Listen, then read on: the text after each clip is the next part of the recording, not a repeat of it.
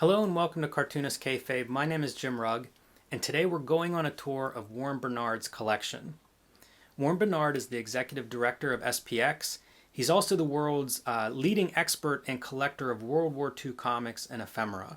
After SPX this year, we had the great honor and pleasure to tour Warren's collection, or at least a small part of it.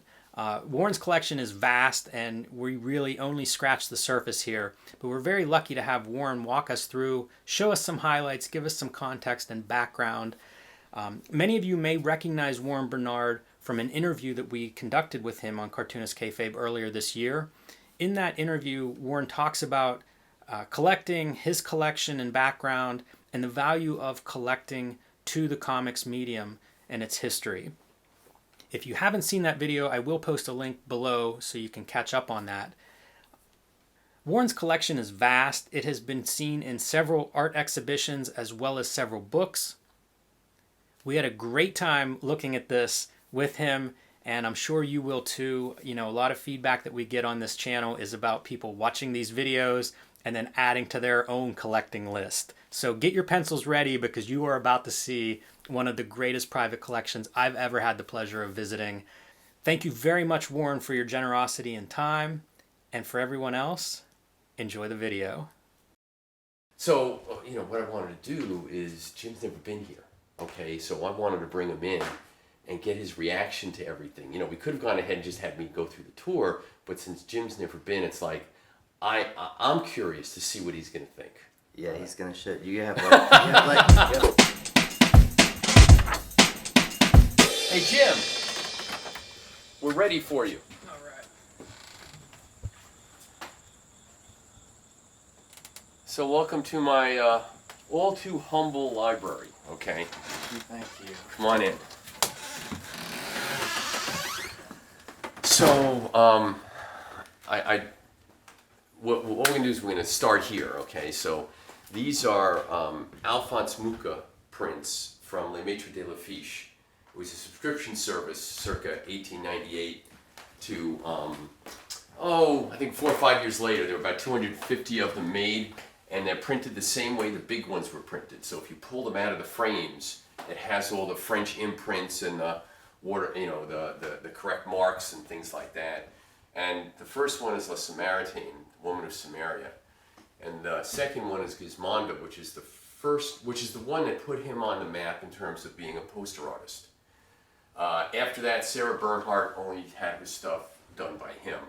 But that's the one that basically the poster world at that time, which in La Belle Epoque, France, was quite something, just went apeshit over. And then over here, we have an Erte. He did Vanity Fair covers, and he also did set designs for the Folies Bergère. He designed jewelry, he designed clothing. I think, and a whole bunch of other stuff. And he was live into the 1980s. So towards the end of his life, when he was like 90 or something like that, he started doing signed prints. And then over here, What time period is that, Warren? This print? He did the print in the 80s. Okay, so that image was designed at that. This image was designed at that time. He started to become a printmaker. It's called Fantasia, and I love it. Yeah. And then there's one over here. We'll diverge over this way. This one over here is another signed Erte, and he did set design, and I love this one because this really shows the set design. This is the coming of spring, so you see the hand pulling back the curtain of winter, okay, and the birds spelling spring and stuff like that. And I just love that one. I felt I had to have one or two Ertes in the collection, especially at the time. You could pick them up in the galleries direct. It's amazing how contemporary that color looks. Oh yeah. And that this is like 35 years old or something like that. So anyway, more to drool on. Come on this way. It's a great effect on the lights too. Oh yeah, and the snow. But like I said, because he was a set designer, so both of these I really love the set design aspects. Right. I'm gonna steal that. Yeah. So while we're passing through over here, believe it or not, this cabinet was made by my great-grandfather. It's the only piece of furniture we know left from him. And so in here, I've got, these are metal, they're banks, they're pencil holders that came out right before World War II, promoting the Warner Brothers characters. And then some merchandising. you're right, absolutely some serious merchandising. And when the war started, they got taken off the market because they didn't have the metal. And then these John Hale Jr. glasses and these Saglo glasses, right after Prohibition ended, both of them did these large barware sets. Okay, and this one collectors have gone apeshit over. This one, few people know about. What's and the strip? Like I remember, it's the little king, Yeah. and this actually tells a story. Okay, so he pours some gin in. Okay, pours in whatever it is. He's giving him a lemon. He closes the top of the shaker. He shakes it. Okay, he opens it up and pulls out a rabbit. And then down here, these are different kinds of hangovers by Virgil Parch. Wow. A set of glasses just doing that. VIP. All right. That's awesome. Great, great stuff. Cartoonist famous for being so far ahead of deadlines. When he passed away, there were still like 2 years worth of fresh strips coming out. Yeah. God, he was something else. And then I also have, I love Charles Addams, and there was a set of plates that were done in the 1950s. And I've got the whole set, and you never see these. There are 8. And for those who don't know, Charles Addams with 2 D's in the Addams is the creator of the Addams Family, which was a New Yorker cartoon. And the master of the macabre strip, and you don't have Gay and Wilson without Charles Addams. And that's the whole set of 8. There's an Uncle Fester Yep. chilling on the airplane. Yep. This is one of his most famous cartoons. Yeah, it's such a good one, man. Has like Escher vibe to it. And then look at Little Wednesday. Gorgeous piece. Yeah, and then here's the whole family with Lurch at Thanksgiving dinner. Yeah, the family's all there. Beautiful. So, and there's all kinds of other stuff. These are Claire Briggs. Actually had his own brand of tobacco. He died in 1930. They were still selling his tobacco into the 1950s. Me and Jimmy were talking about endorsing some liquor. Oh, That's where the money's at. hey, look, these guys used to get that stuff, okay? And this is when I was a little kid, this is my Captain Kangaroo mug and my Davy Crockett mug. Do you have a Red Ryder BB gun? With No. a in stock and everything that tells No, I didn't have one of those. So, oh, yes, that would help, thanks. Warren, do you ever read Tom DeHaven's Derby Dugan? Yes, yeah. That second book is it gets into like the 30s adventure strips and stuff, and it makes me always think of this because there's parties and things, and like those cartoonists, you get a shot of their celebrity at the time. Well, and over here, to emphasize that point, I have a big collection of glasses by famous cartoonists, okay? And it's all, strangely enough, barware, okay? So Willard Mullen, the great sports cartoonist, did a series of glasses that were Casey at the Bat, all 13 stanzas. Wow. And here's stanza 2. All right, and you've got... We're leaving if you don't have all 13, by the way. I don't. We're out of here. I'm sorry, I don't, okay? And then back here, this is from a book called Liberated Latin that Otto Saglo illustrated. And this is the whole set of 8 glasses from that. And these are all tumblers to be used as barware, because back in the 40s, 50s, 60s, everybody had bars in their basement, okay? In fact, they designed houses. When I was a little kid, there was a bar in my basement. My parents never drank, but there was one there anyway. So that was all really big. And these are from my mom. My grandmother cut out Wheaties box tops and sent away, and got the Shirley Temple mugs for my mom. Were your parents collectors then? Oh no, No, just my grandfather was, okay, Okay. so I can safely blame my collecting on my grandfather. He was a collector of stamps and coins, and so I have all the stamp and coin knowledge in my head. I mean, there's a lot of shit in my head, and that's part of the shit. You know But- about that inverted Jenny and all that? Oh yeah, sure. I know. Yeah, I know about that. It was the one sheet. It was cut up, and the story goes the postal guy realized too late he'd already given it across, and he was like, "Can I have it back?" And then it got divided up, and people made a shitload of money. Yeah, I know. Let's About keep things going, man. This is Cartoonist Kayfabe. Yeah, you asked. Okay. Yeah. So over here are more glasses. Okay. And some of these are incomplete sets, and I've never seen the complete sets. So you've got Rube Goldberg, you've got 2 Dr. Seuss glasses. These 3 are a very old William Steig glass collection that I've never seen. Sid Hoff, another Virgil Parch, and this is How to Give Up Alcohol. Very important for those cartoonists of those days, man. We could get into that issue of Blab. And then up here, you've got Jerry Williams' Bull of the Woods, the only newspaper strip of any kind that took place. That was a blue-collar strip, and it took place in a machine shop. And the Bull of the Woods was the foreman of the machine shop. And I've got other stuff by him, but it's very unusual in the history of comics because it was strictly blue-collar. And Williams went ahead and took those images, and he got it on blotters and calendars and stuff like that. And when you collect them, these are all old industrial shops that went ahead and used his material to promote their little enterprises. So, and then on the top, these are from the TV show from the 60s. We had the Robin one when I was a kid, and I liberated that. Then I found the others over the course of time and just completed the set. The kayfabe effect is real, Warren. So if the kayfabers have a couple of these glasses that you're missing, we'll put them in touch with you. Oh, okay. That would be great. Well, come on in here.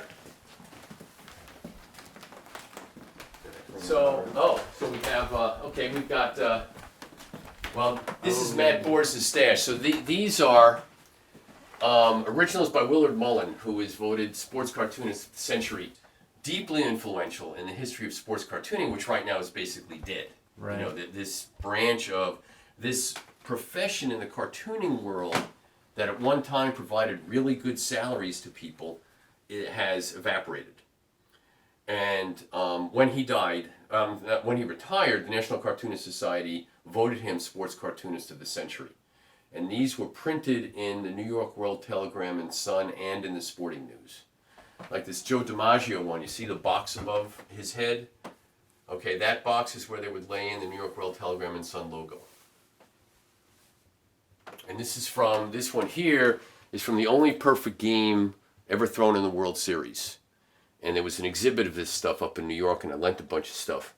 Did you also lend material for the Fantagraphics books that were made from his work? No, no, yes, I did. As a matter of fact, all of the color work in that book came from my collection. And then there was a bunch of other stuff, and I helped edit and stuff like that. But yeah, every color piece in that book came from my collection.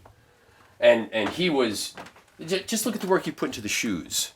Okay, look at that. Look at that old school zip-a-tone, man. Oh yeah. But look at how effective he was. Look at the folds, okay, in the clothing. I mean, it's, you know.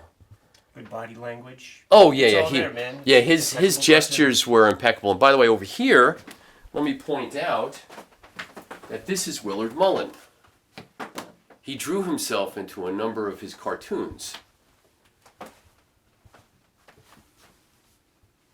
Looks fun at parties, man. Oh, he was a heavy drinker, yes. Like, you know, as a lot of those guys, you know, these were cigarette or cigar smoking, fedora wearing, that, you know, if he was a journalist, he'd be banging out the typewriter, but that's the way those guys rolled back then, okay? They drank a lot, they partied a lot. So over here, ready? Yes. Oh, man. So there's all kinds of stuff. So this is the famous artist school. And one of the things I collect are cartooning courses. You know, that big thing that was at the Toonseum. John Kelly came here, and I'd never done it before. I laid out my entire cartooning course collection on the dining room table, and he was like, holy fuck. It's like, where'd you get all this shit?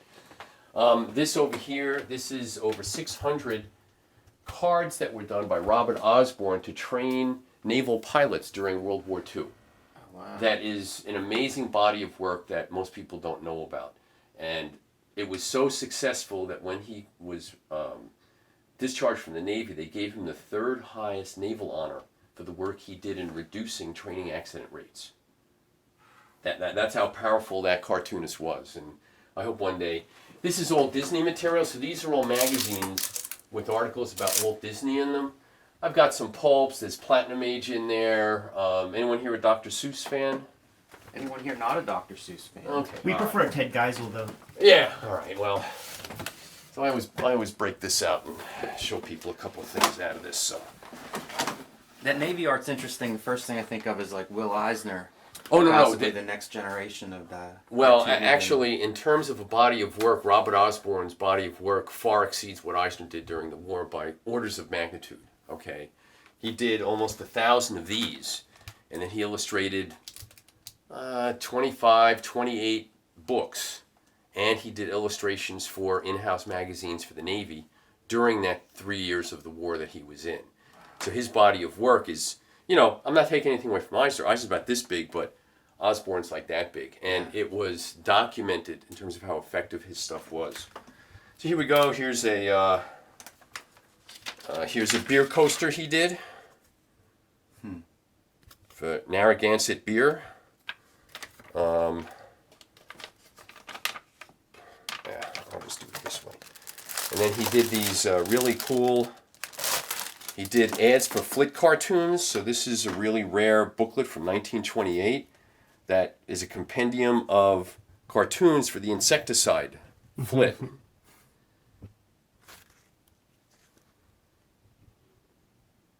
And these ran in magazines all over the United States.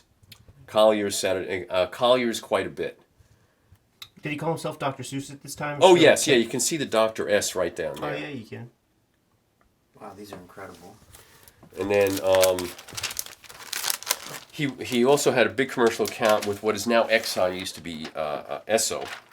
And so he did 3 of these booklets that for the Marine Division. So this is if you have boats. Warren, you said he had 3 accounts. Well, he had many commercial accounts. He was a very successful commercial illustrator. Was he a freelancer? Did he have his own kind of studio ad agency, kind of like an Eisner Eicher? No, not in the least. It was all him. Yeah. Okay, I'm not aware that anybody worked with him or ghosted for him, anything like that. Mullen, he did have a ghost. Gene Bassett ghosted for him. And so in these were put out by Exxon, Esso Marina, Esso Marine Oils and Greases. So, and these were all the different companies that Esso comprised at the time. And in here, see the center, all the lubricants.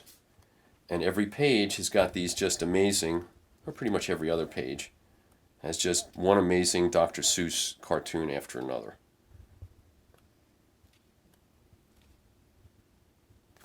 All right.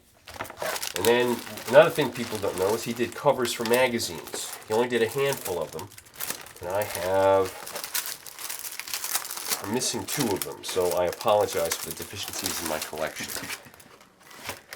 And so, here we go, here's Judge. Hey Warren, is that Drew Friedman? Yes, it is. That's from the big Fantagraphics bash we had. Yeah, that was fun. Remember? The class portrait. Right, the class portrait, exactly. I called it the Dream Team. Oh my God, it was incredible to be in that room. Okay, it really was. So anyway. Just for the record, Simon Hanselman would have been the Christian Leitner of our... Yeah, right. So these are, like I said, there are 2 I'm missing. When they come up, I don't want to pay the money because I got these, like this one I think I paid $10 for. So it just gets to a point, it's like I'm not giving you $500. All right, we can leave this here and then I can come back to it. Now, there are boxes under the bed. So I don't know if you want to look into one of the boxes. Some of that World War I stuff, I think Jim will really dig. Yeah, let's look into one of them. All right. Yeah, let me get in here. Okay. All right. But I'll show you the covers of all of the ones just so you get the feel of the depth of what's in here, and then we'll look at the SEM one. Okay. So this is the one that he was talking about. So you're a real collector. This is Mylar, right? Or Mylar? Oh yeah. This is all archival Mylar.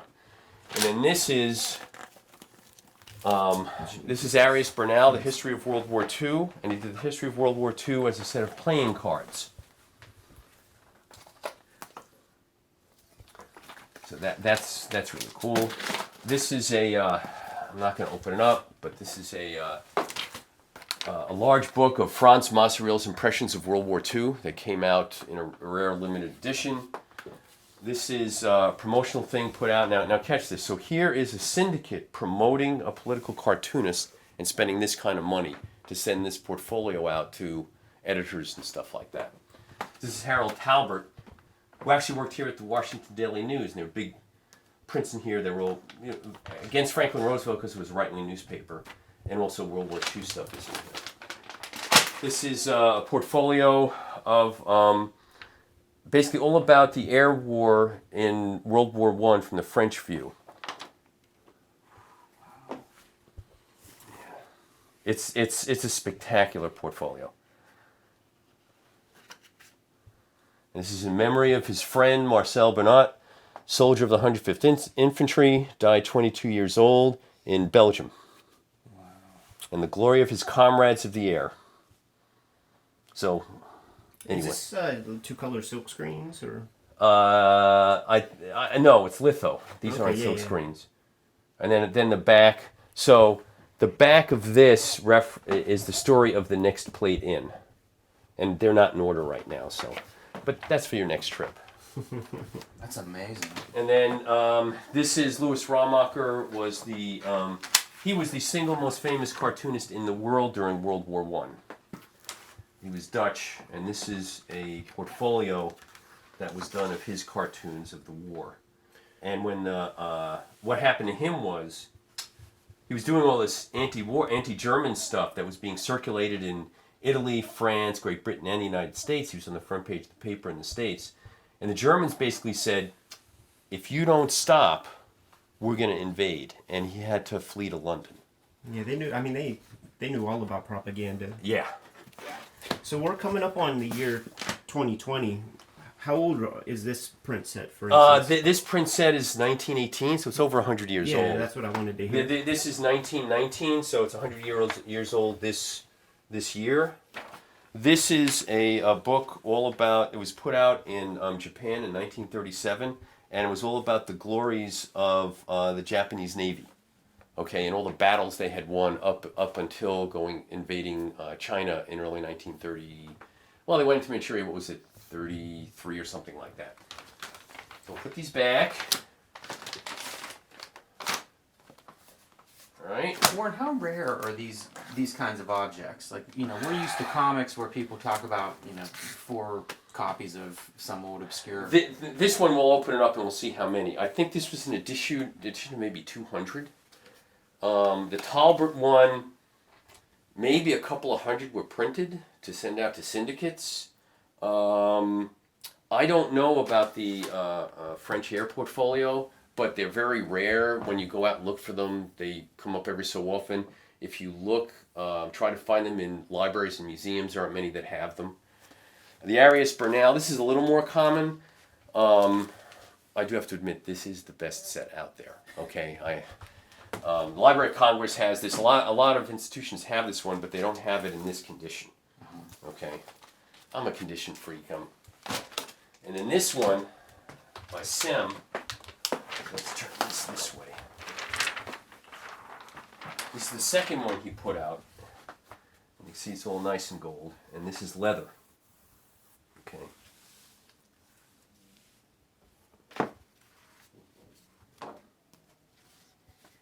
"25 drawings and a watercolor." This is the second album, like I said.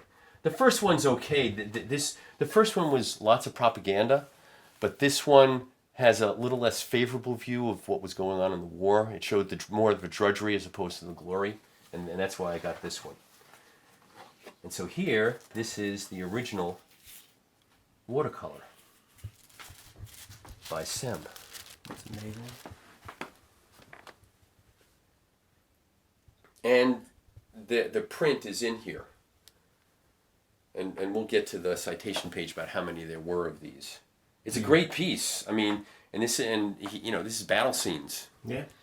I don't know about you, but I wouldn't want to go to the front either war. And you can see where some of the graphite came off on the tissue paper.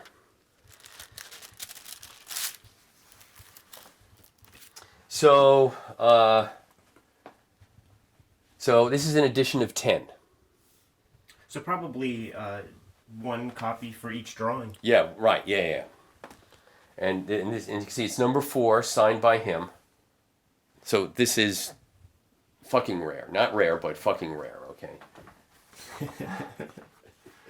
And here is the matching print. And by the way, this is a testament to the abilities of the printmakers back then. So here you get to see how good or not they were. A little dark, man. Right. I don't think Chris Ware would approve if this was his. Oh no, he wouldn't. No. But look, remember, this is all analog. No, okay. That's So, all things considered, they didn't do a bad job on this whatsoever. Yeah, no, it's incredible. So we'll go through a couple of plates because we could spend fucking half an hour just on this. Okay. Yeah, the original's good. Yeah, it's nice to have the compare and contrast. So there's that. There's that. And then this just gives you an idea of what the poor German prisoner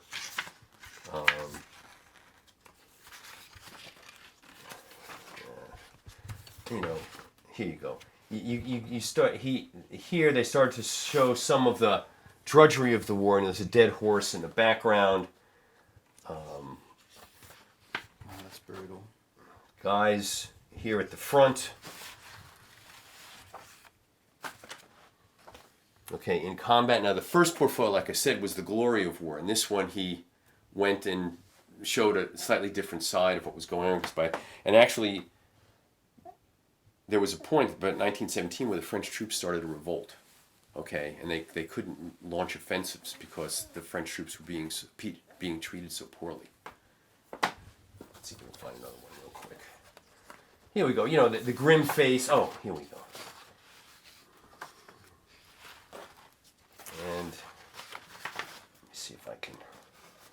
And here's a cool one that he just. So he drew this on a newspaper, and look at how well they reproduced it. Wow. That's neat. That's so interesting. Yeah, it's.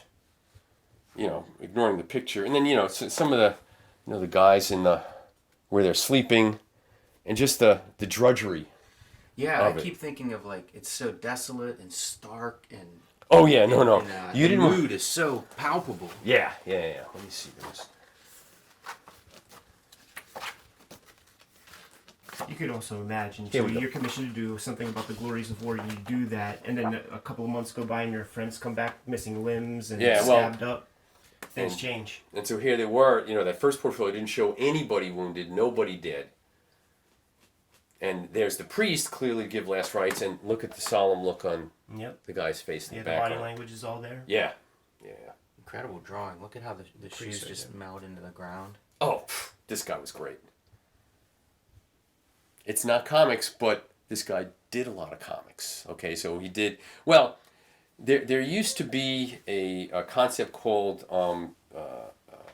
political and humorous illustration that has kind of gone out of favor, and so it sits in between this world of illustration and cartooning, that people who are much more representational would go ahead and do this kind of work, but it was published in political magazines. Yeah. Okay, and so and it's not a cartoon, it's not an illustration, it's in this gray area in between. It reminds me of reportage, Oh, before yes. photography would have been the dominant record. You see a lot of those images, and it reminds me of that. Yeah. Now, that's what we now call it, but reportage is normally associated either with some level of sequential art, like a Joe Sacco, or some level of you've got the drawings and there's an essay to go with the drawings, and this is neither of those.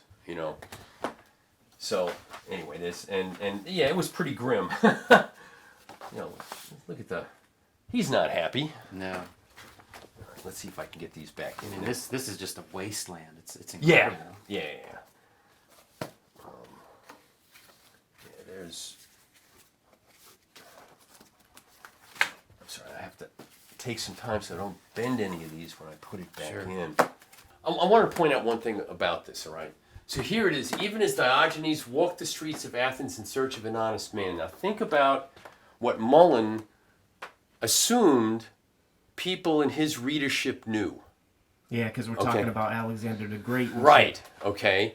And so, and this pervades the political and sports cartoonists of the time, that they would throw things in there from Shakespeare. They throw in poetry. They put in historical allusions and things like that, with the understanding that there was a big segment of the population that knew what that stuff was.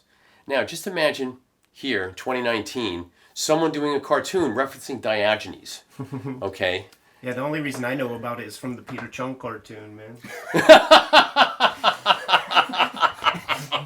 The creator of the philosophical school of cynicism. I get it. You learn things from cartoons. All right, so shall we continue? All right, so I just want to stop off here real quick. This is the only existing Jen Sorensen color original in existence, for which I'm very proud. She stayed here a number of times and gave this to me as a gift.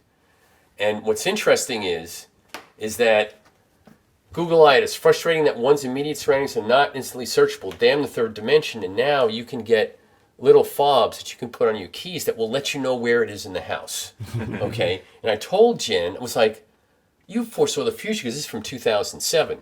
But some things haven't changed. Compulsive news binging, site reviews, you think about the layers of sites. So all of this stuff is still around. Anyway, I love this original. All right, come on in. This is the first part of the time-space distortion field. Come on in.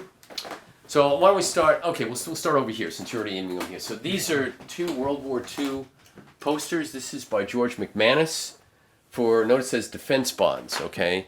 So it didn't become war bonds until, spring of 1942 is when they started to use war bonds. This came out before then. So it says 1941. And most people think, well, the war started on December 7th. Well, it's not true. For the United States, we started arming in late 1940.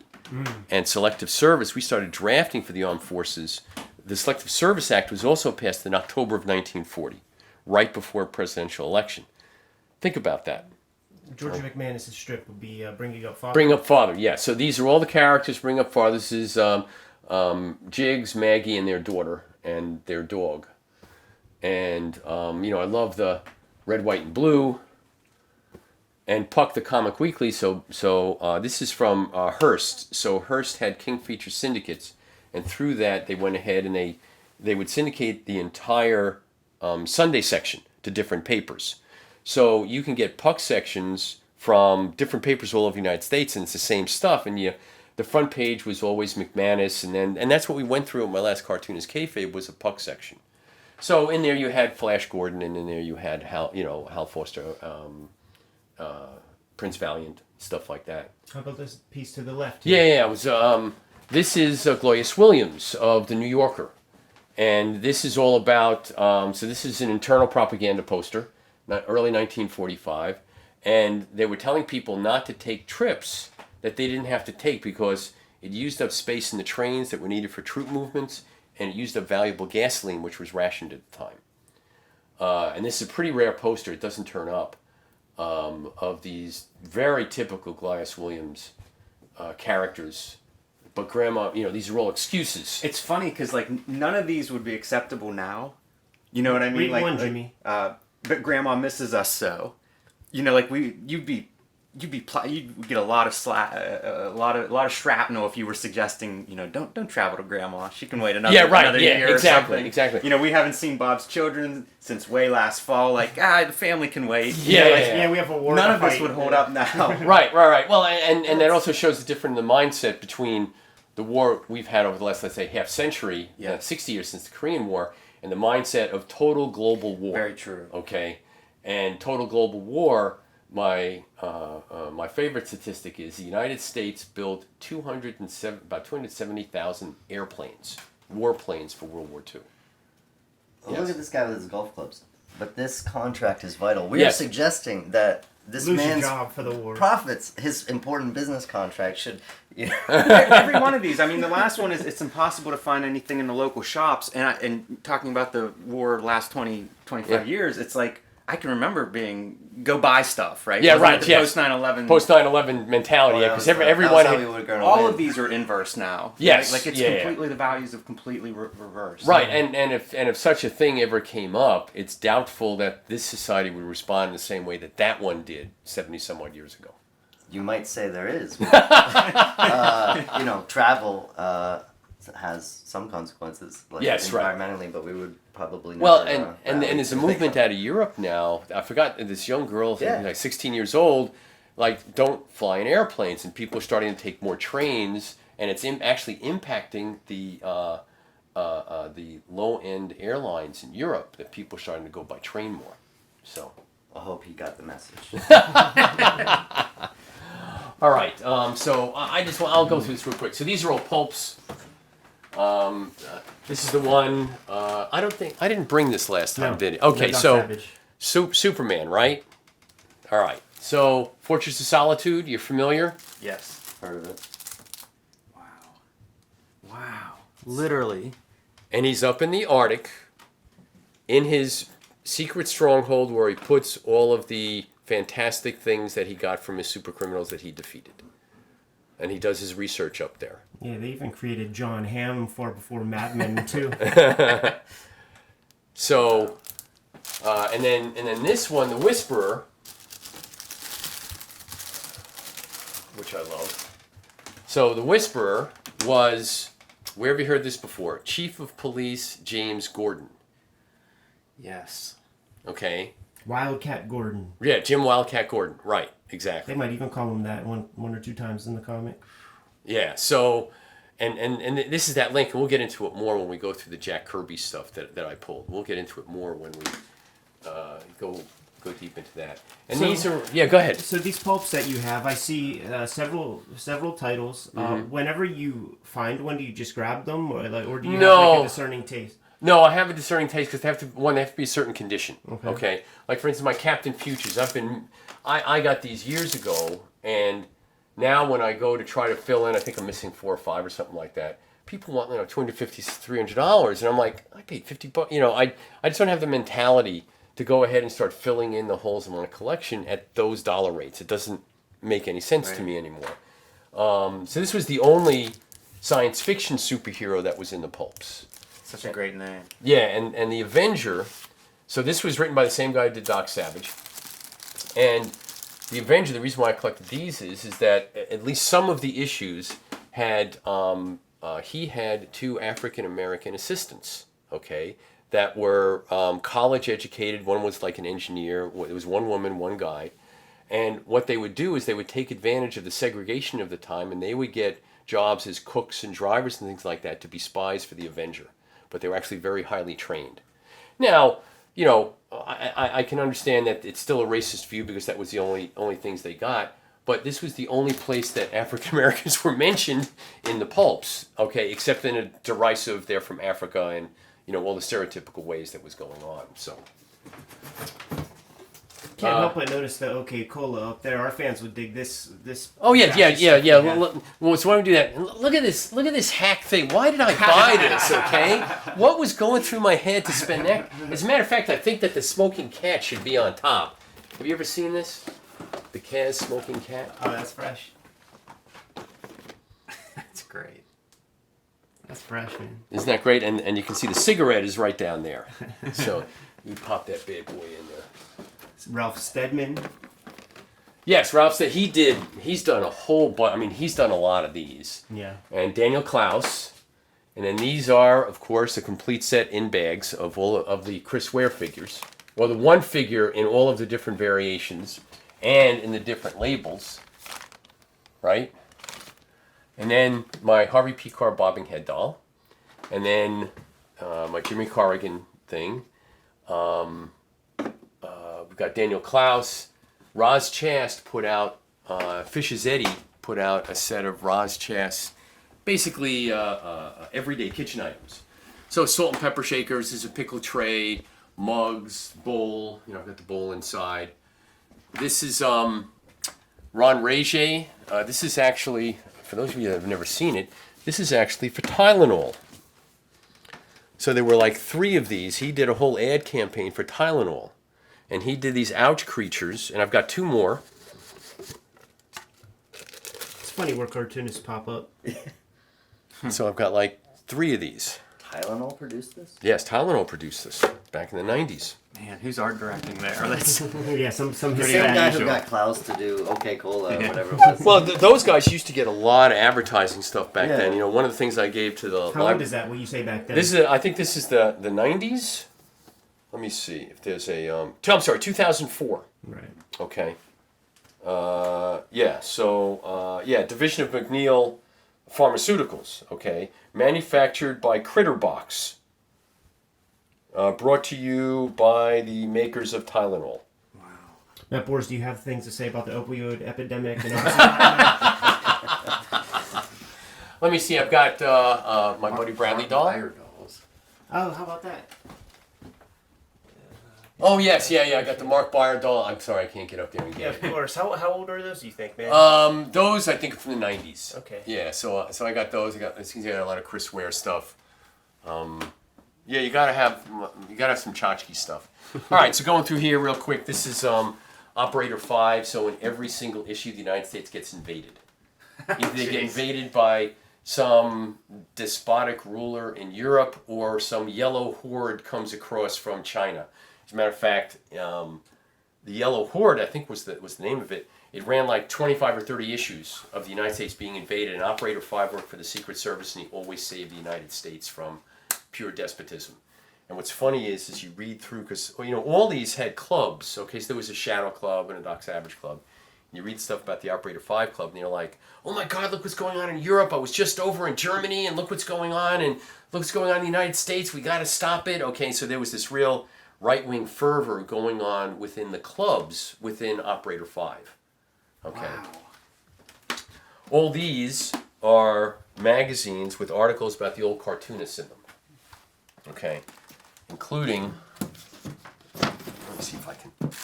This stuff would be like pornography to Mark Newgarden. Oh, yes. Well, yeah. So here, this is one most people don't see. It's the second of 2 parts. And because I'm thinking of your T-shirt in a way. Here we go. Good triumphs over evil. More about the comics by M.C. Gaines. Oh, wow. Max Gaines. Okay. Creator of the comic book. Creator of comic books. So this is another article about what the production side is of comic books. And he published the original Wonder Woman. Look, that is Yes. amazing. Like the sketch Yes. pencil version. And here's the script. The first step in creating a comic magazine, page script edited and ready for the artist. That's amazing. Man. Okay, so this goes through the steps, all right, and it has art department of engraving plant where color separations are made. So everyone's talked about. That's incredible. That is. That photograph is in Comic Book Confidential. Yeah, This feels like Wizard for a previous generation. yeah. And then this one, this is the 4-color newsprint rotary press. So this is, so these things were like the size of a floor of a building. Yeah. Okay. That's amazing. And then here is a battery of special machines which fold, stitch, print, and count the completed comic magazines. So after they go through the printing press, they have to batch them up to get ready for the distributors. And I was lucky. This thing is really rare, and I was up at a antiquarian book sale up in Boston, and a guy had a whole, and this is print magazine, so this is just for the graphic arts, and so there were 2 of these that MC Gaines did an article. And this guy had a stack about that big, and I'm leafing through, and I was like, well, wait a minute, I seem to remember. And sure enough, the very last one in the stack was this one. And did I keep the price in here? Yeah, $25. Okay, I just threw the money at him. Do you have any idea how you knew this even existed? Like, what would you have read or something? To have known that I he did. this? Well, a couple things. One, I did a lot of study going through bibliographies, okay, in different books, and you read a lot about comics history.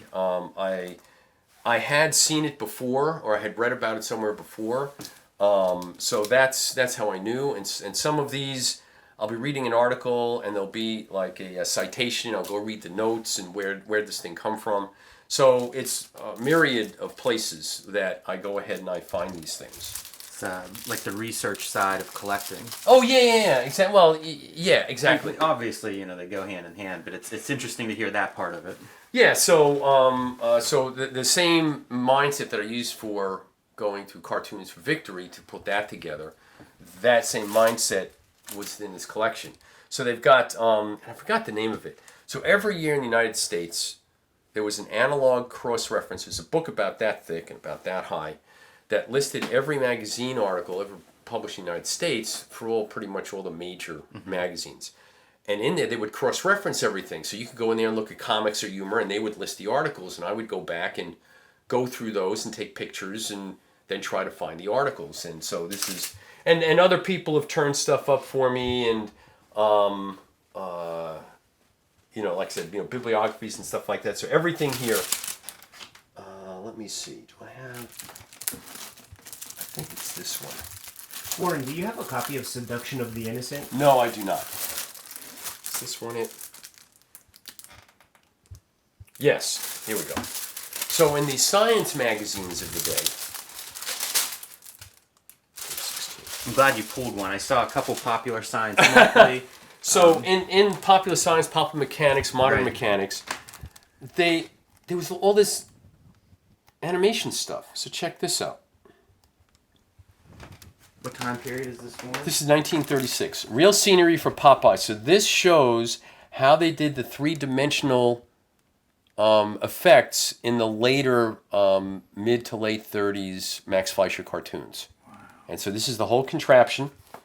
And this is from I Want to Be a Lifeguard. And if you watch this scene, I'm sorry, right down there. Yeah, I just want to see this thing. That's amazing. Okay.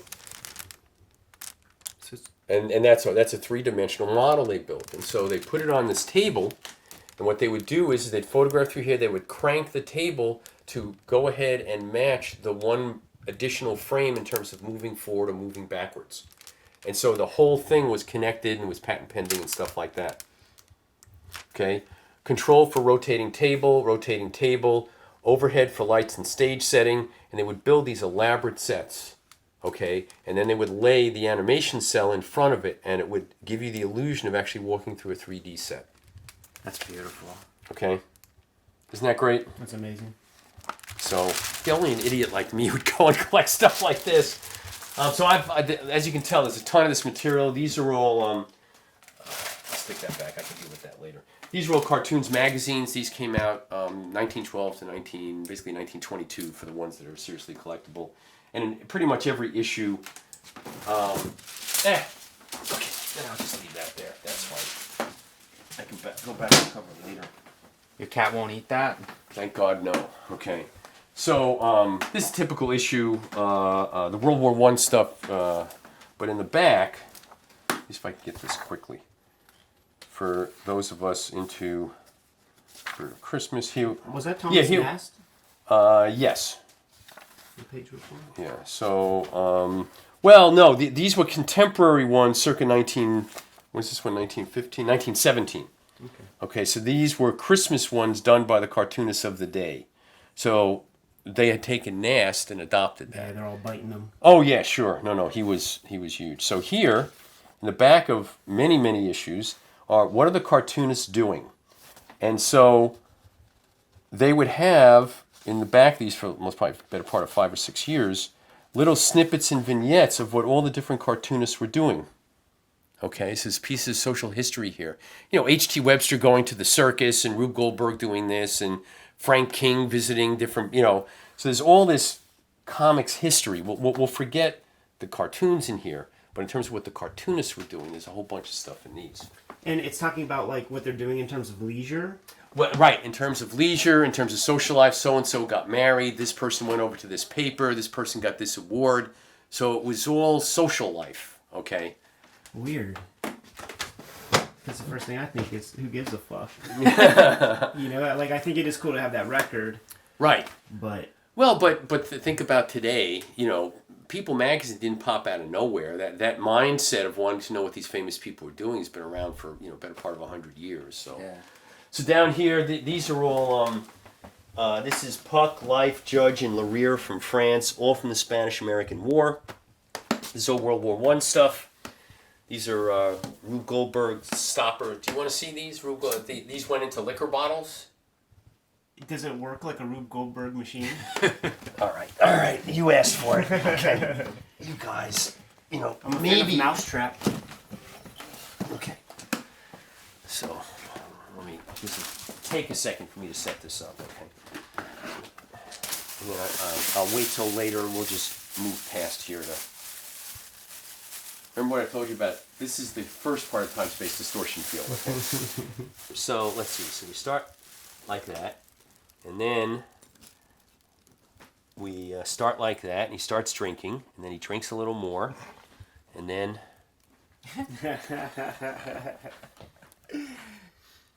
Storytelling, baby. I've never seen, and I don't think this is in the Rube Goldberg book that came out.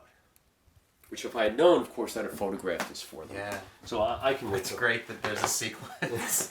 Well, just like the Saglo glasses, Yes. okay? Yeah. So, anyway, yeah, I love these things, but I'll wait till later to put it back. I don't want to belabor this. All right, so over here, I just want to go through this real quick. So, this is all Kurtzman stuff. So this is Trump. 2 issues of that, man. Is that accessible very easy? It would be cool to show the covers if it is. Don't dig deep. It's No. It's not that.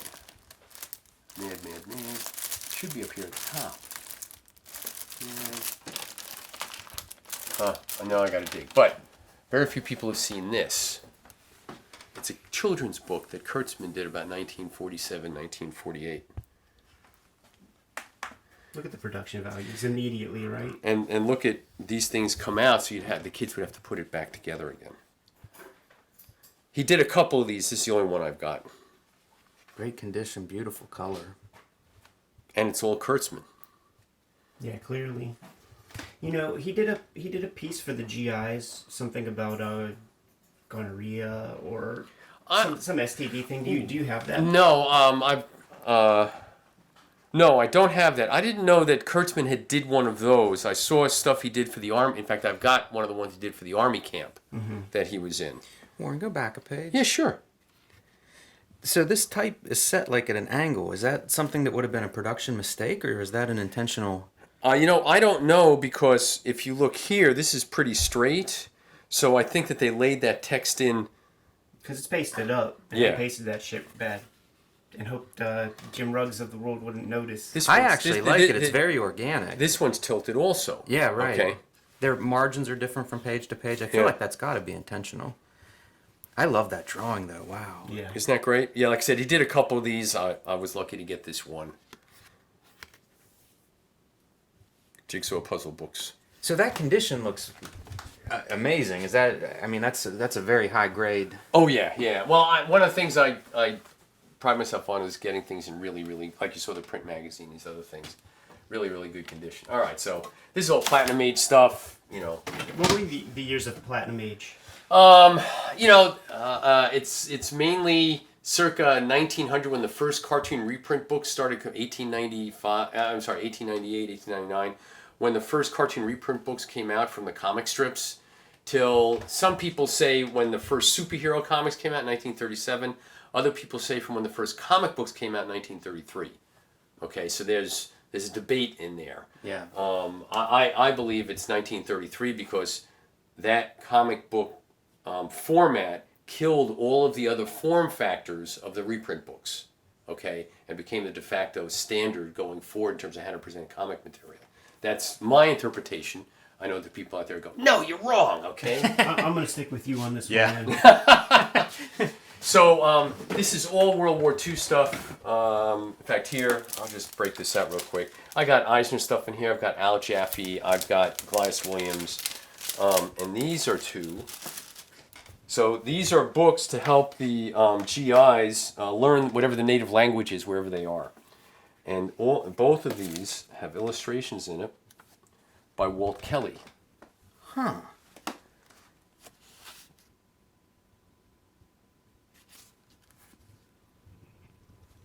It's such a different presentation. You know, these entertaining illustrations and something like this. Imagine the equivalent of this today.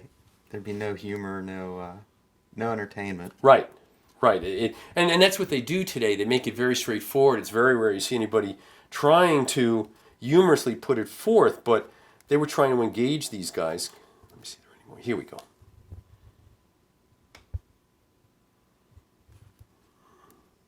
So, any more? No, that's it. So, and just imagine, your sergeant comes in and says, "Okay, here, I want some illustrations, okay? Tomorrow morning." I need Sir. a toilet. I need. Yeah, right. Yeah, exactly. Let me see. I know that there are Will Eisner fans out there, so I might as well break these out. All right, so everyone knows Joe Dope that he did during all the stuff he did for PM Magazine. Yep. Now, what a lot of people don't know is that he developed those characters during World War II, and this is the magazine that it was printed in, Army Motors. Okay, in fact, here is the only one of two covers. He did a back cover that Eisner did for Army Motors while he was in the Army. I was like the anatomy in the back of that guy up top there. Oh yeah. So I like showing these to people because I'll just pick one from like here. Because if you think of the spirit in late 41, early 42 before he went in, and think of the spirit when he came back in 46, it was a totally different, so he did all of these spot illos for the different departments, and he would change these up. Okay? But what he also did, and you can see this is all aimed at mechanics, all right? And these are really rare. They don't, okay, and then he did double page spreads of Joe Dope.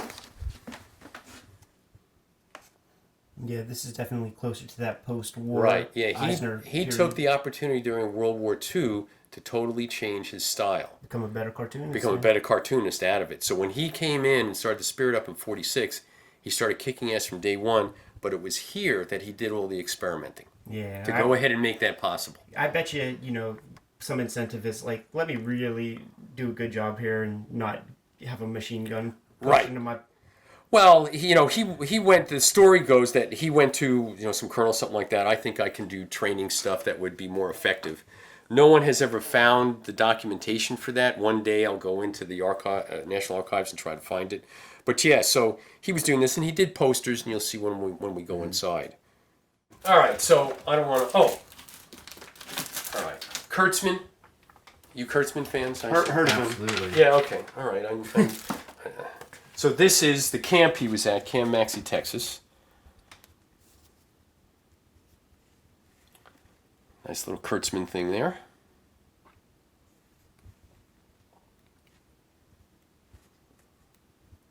Where is it? Home is where you hang your rifle. This is like, hey guys, come on in. That's not by Kurtzman. There we go. The camp. The bird's eye view map of the camp by Kurtzman. There it is. PFC H. Kurtzman.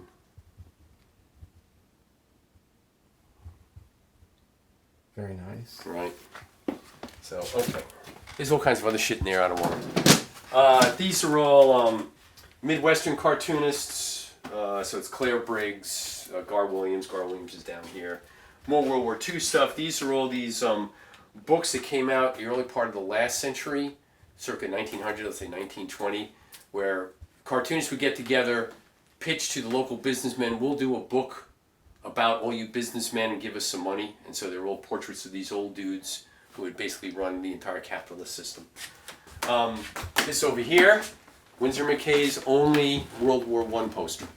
He did one poster after the war, but this is the only one he did during the war. And where would you find this? Is this something that you would look for on eBay? Well, this one, just by sheer accident, I found on eBay. What happened was I had lost a bid in an auction. Okay. Like a proper auction? Where Yeah, you hold proper up auction. units? Yeah. Well, it was online, so you do the online bidding, and I lost. And I was like, fuck. I was pretty pissed. And I went out, and some guy had one out on eBay. He wanted a lot of money, and I offered him less than a lot of money. Mm-hmm. And I got it. And it's very rare. I've had people from a couple of different libraries come in and go, we don't have this. Hand lettered? You think? I see a lot of imperfections and stuff in that. Oh yeah, all this stuff was hand done. Yeah. Well, they might have had stencils. Okay. Sometimes they had stencils that they would use. Like for instance, I'm sure that this was a stencil. Yeah. Okay. But you can rest assured that that's hand done. Yeah, I mean that is all hand. all that is hand done. This is great. The Liberty Loans, America fighting behind the Liberty Loans, devastation, starvation, war, pestilence, and death. Let's sign up. Right. All right. So over here, this is I don't collect a lot of originals. I got these many years ago. This is a Doonesbury I got, and this is rare. These don't show up. The Bloom Counties. This is like a 1983 Bloom County, and they just don't show up at all. And this is a Pat Oliphant from Watergate. Nixon being chased by the Watergate bugs. And then over here, this is another Dr. Seuss item. This is the beer tray for Narragansett beer. And then this, going back to the barware sets, right after Prohibition, this came out, which is, here's how. This is typical Flapper, John Hill Jr. stuff. And these are the recipes for a lot of the very popular drinks of the day. And here, we're not going to go too deep in this, okay? Are you ready? Are you ready, Jim? Let's do it. Okay.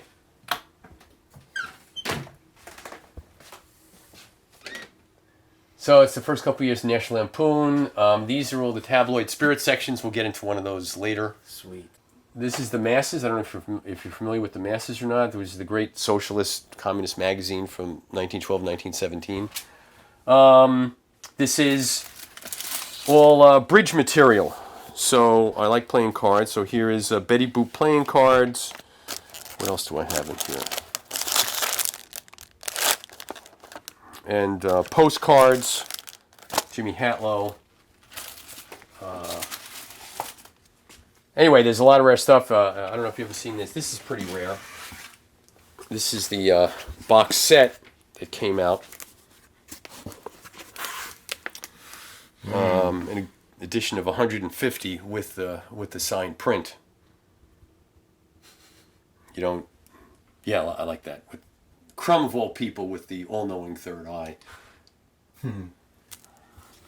Oh God! Wait a minute. What if the XP community finds out I have Crumb stuff? We didn't get the outside man. of the house, man, so they shouldn't be able to find the place. All right. So anyway, there's all kinds of other shit in here. I don't want to belabor that point. Okay. So do you guys want to see my Flaming Carrot T-shirt collection? Very much. Let's see it. So I don't know what came over me. All right. But as they came out, I went ahead and bought them. And when were they coming out, man? They were coming out in the 80s. So I think it's in this drawer. That Bob Burden guy, man, he knows how to secure all the Oh, here we bags. go.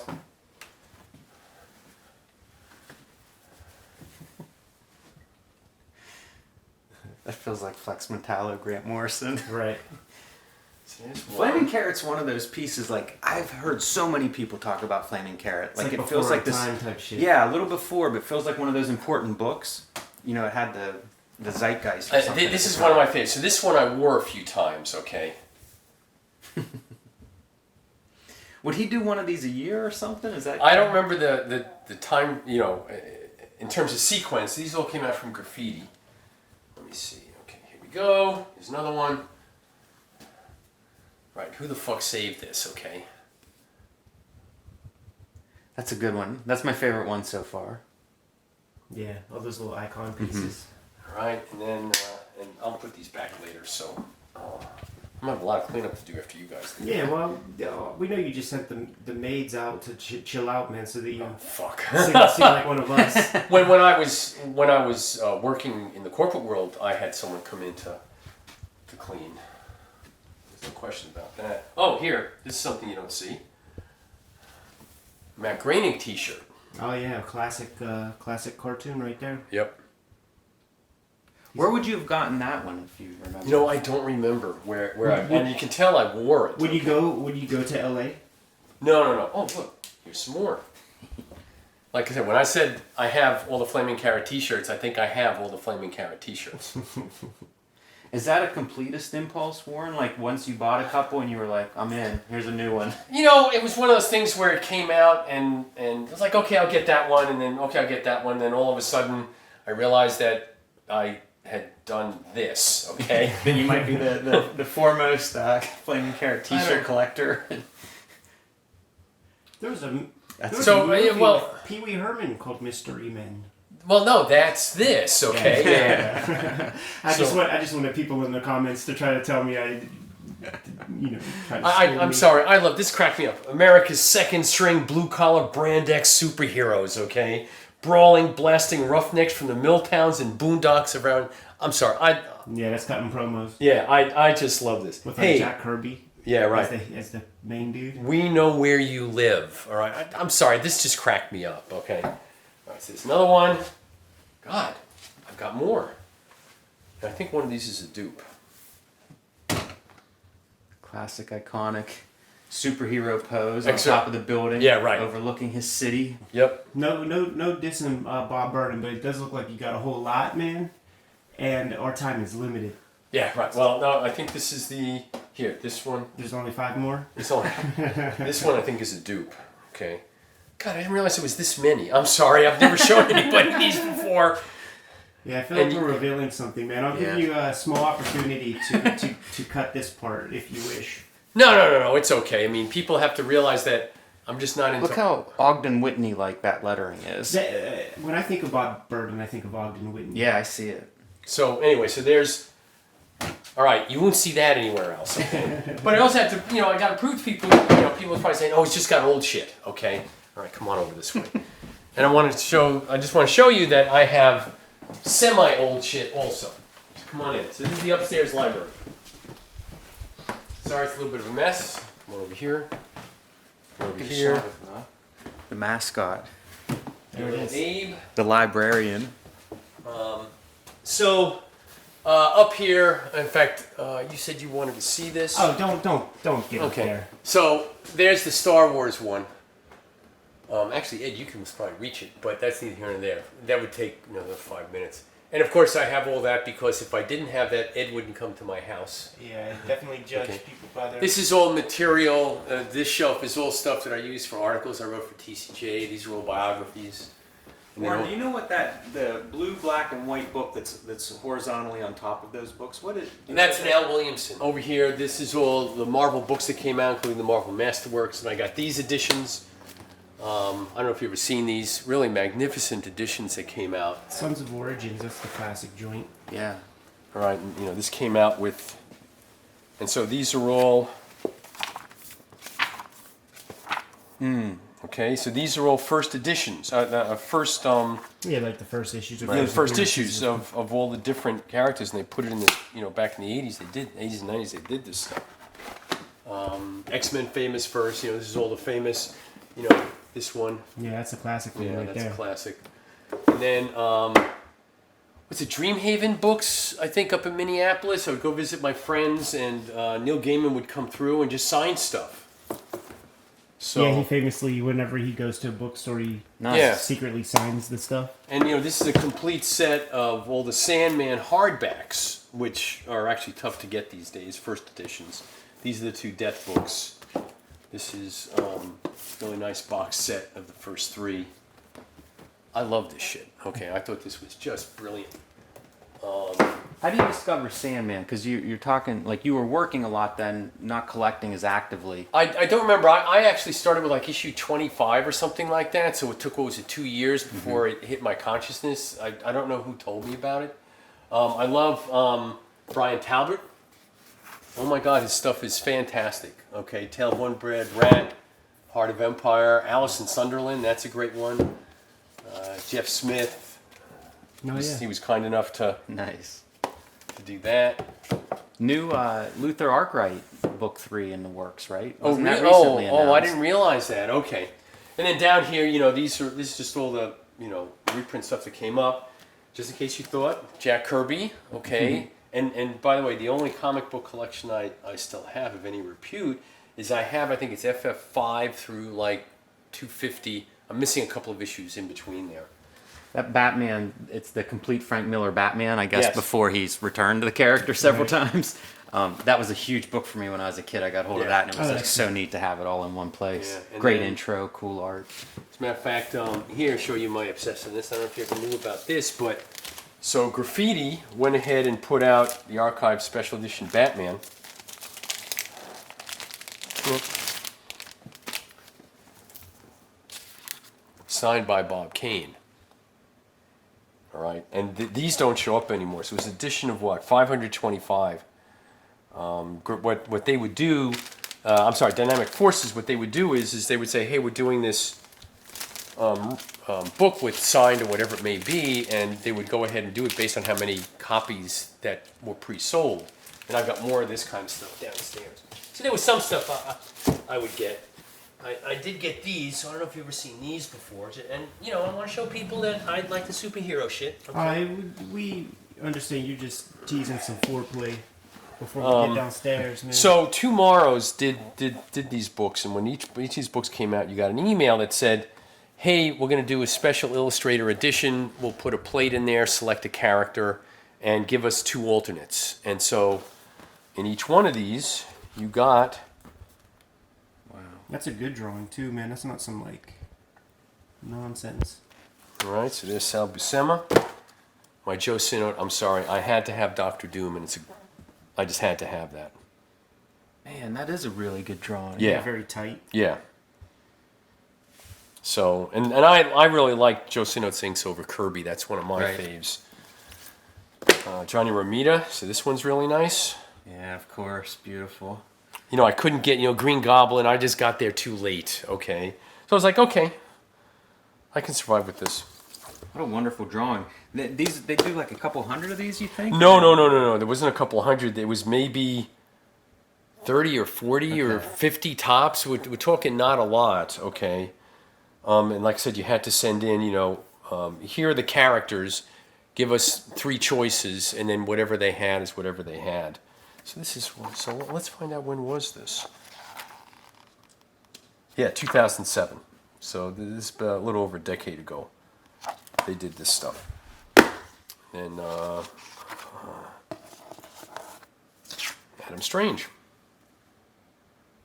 That feels real appropriate for your collection because I think of Adam Strange as kind of like a pulpish kind of character. Oh yeah, absolutely. Well, and it was like, do I? And I think that the other one I wanted was the Golden Age Flash, but that was already gone. So I got the Adam Strange. Then I've got Mad Men. I've got this kind of crap. I've got all these Alan Moore, Prometheus, top 10. So I was paying attention. 100 Bullets. I really enjoyed 100 Bullets.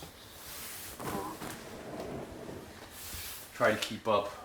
So I've got a couple of gentlemen's collections, and so I've got stuff here that came from old political cartoonists. These are the books that they had on their shelves that they would refer to.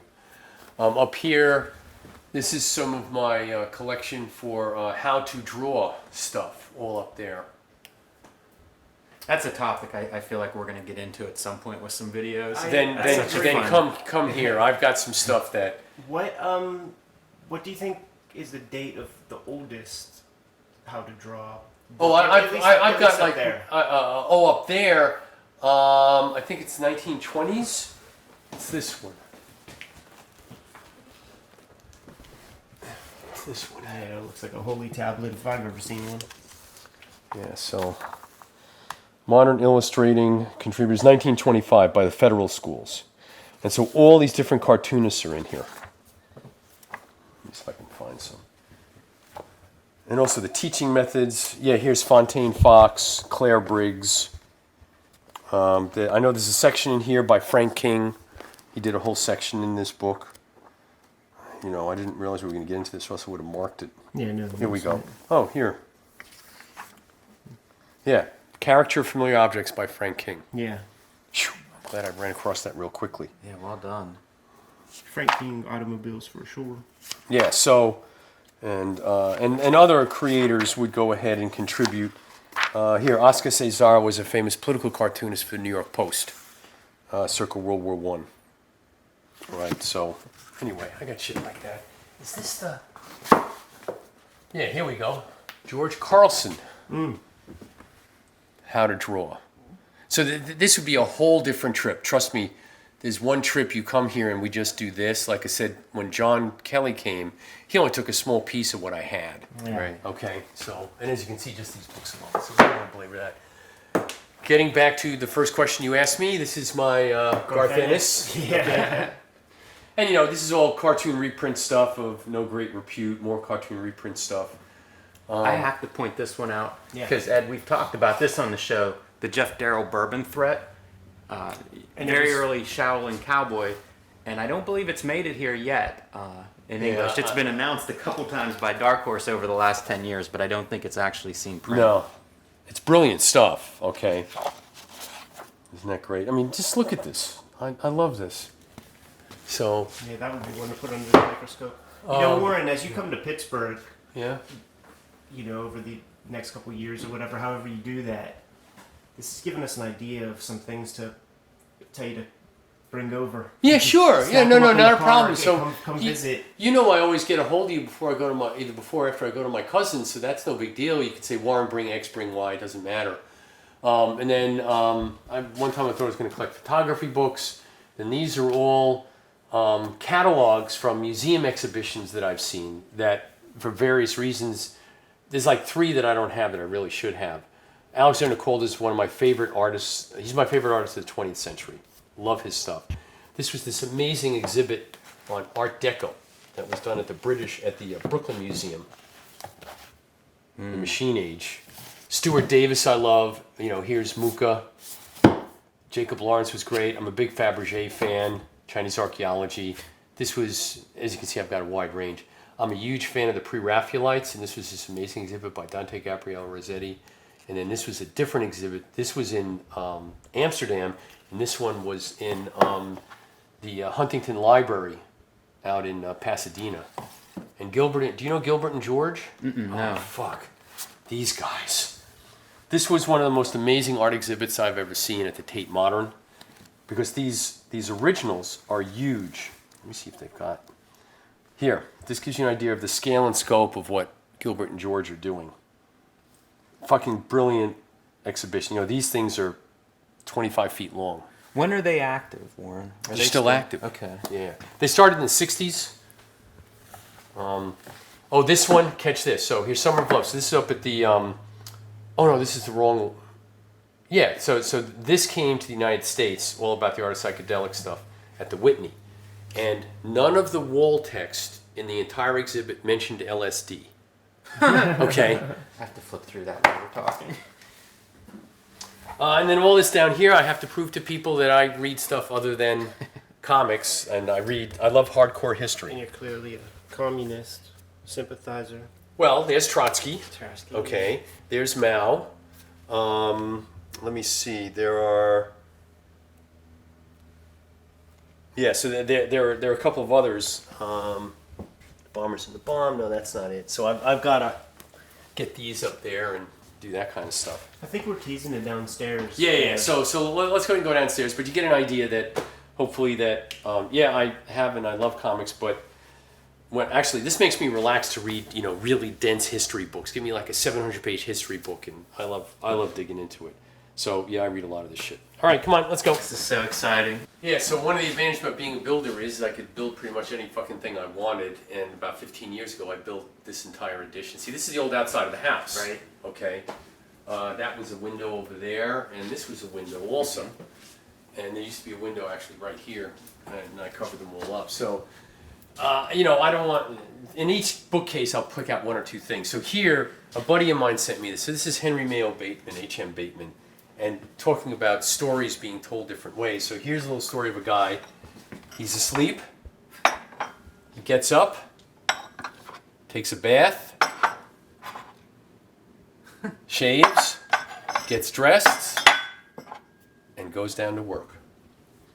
Okay. A buddy of mine sent me this as a gift. What years? This or is era circa 1935, 1934, somewhere in there. These are all New Yorker art. Pretty much the back are all New Yorker artists. So this is Peter Arno and Sam Cobean. This is William Steig. This is Ed Koren of the New Yorker. Okay.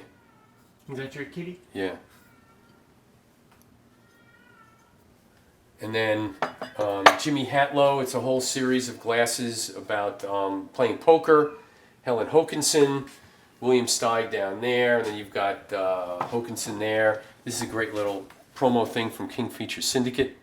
That is nice. For like 1953 or 54. And then... Do you know if Archie started as a strip and then became a comic? No, it was the comic first, Okay. and then became a strip. And then, this is all modern graphic novel stuff all through here. I have some of the Outsider arts. I'm a big Mark Ryden fan. I've got some of his material. Pretty much all these came out through Dynamic Forces, so I've got all the Astro Cities. I love this. And these have these special plates, limited to 250, which is number 160. I love this stuff. This was Planetary. Oh, I'll get that later. This is another one of my fave books that Joss Whedon did Frey, so this was basically the Slayer 200 years in the future, and this edition came out, which a lot of Buffy fans freaked out over because it's signed by Joss Whedon. But this was actually a really good comic. Okay. You got to have Sin City and Watchmen. I loved Powers by Michael Bendis and Oming. I like Straczynski's early stuff. I was a big Babylon 5 fan, and so when he started making comics, I started getting into his stuff. Here we go. Flaming Carrots, Man of Mystery. All right, Collected Volume 1. Signed. Have you met Bob Burden? No, I never met him. And then this is, all graphic novel. A lot of this stuff is all signed in special editions. Yeah, that's right. Man, this hack. I don't know what he's doing on my... Don't say the H word, man. But you were very nice to me. I don't know if you remember this or not, but you gave me nice... Come on. Don't damage it, man. You're going to ruin the value. No, you put nice drawings in these, for which I was very thankful. There was the one in here. They'll believe you. Oh, here we go. Yeah, there we go. Wow, that is a good one. Yeah. I bribed them somehow. I'm sorry, no, I spent a lot of money at his table. And then, and I love the no-brow stuff coming out, James Sturm. Anyway, you can see what's going on here. Yeah, we see the Kachalka stuff up top. Yeah. There's the chalk up there. You see the Tatsumi right there. That's some heaters. Yep. You can't say I have a narrow focus on comics, okay? So over in here, the New Yorker stuff. This is the velvet glove that Jimmy always talks about on the channel. Oh yeah, I love that cover version. Yeah. And then this one is... Got the book plate. Yep. Have you ever seen the game he did, Boredom? You know what? I had you bring it to the house. We just didn't have a chance to look at it. Man. So does that mean we have to do it now? Yeah. All right. Pull that baby out. Let's do it. If I remember correctly, the will always you always end on suicide. Yes, right. Yeah. So here we go.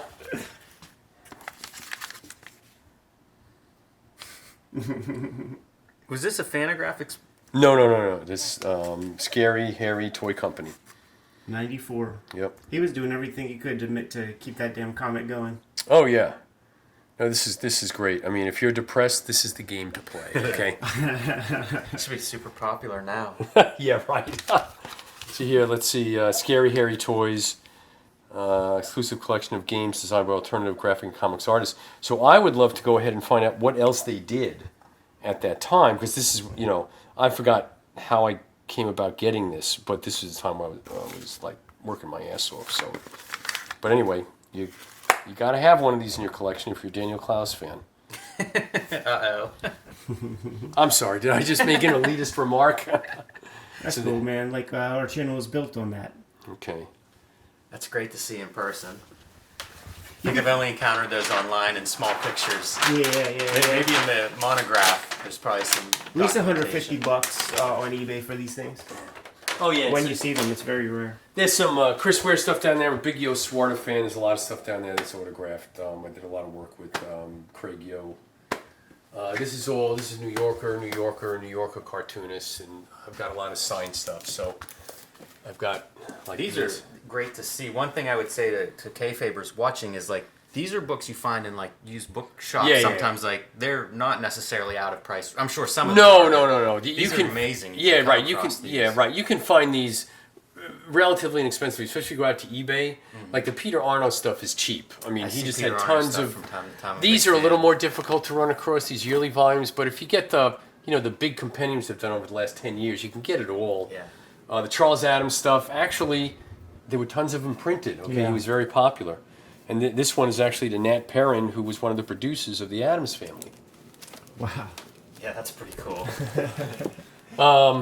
Roz Chast, I'm very happy to know her. So she was at SPX. In fact, the first time she was ever a special guest at a comics convention was when I invited her in 2011 for my first show. 2011, woman had a full career. Yeah, right. No. I was writing her wrong. Okay, I was appalled that she had never. Yeah. Because if anyone's got the indie comics aesthetic, it's Roz. Okay. So anyway, it was late in the day, and I asked someone to go over to Roz and do something in here, and so she did this.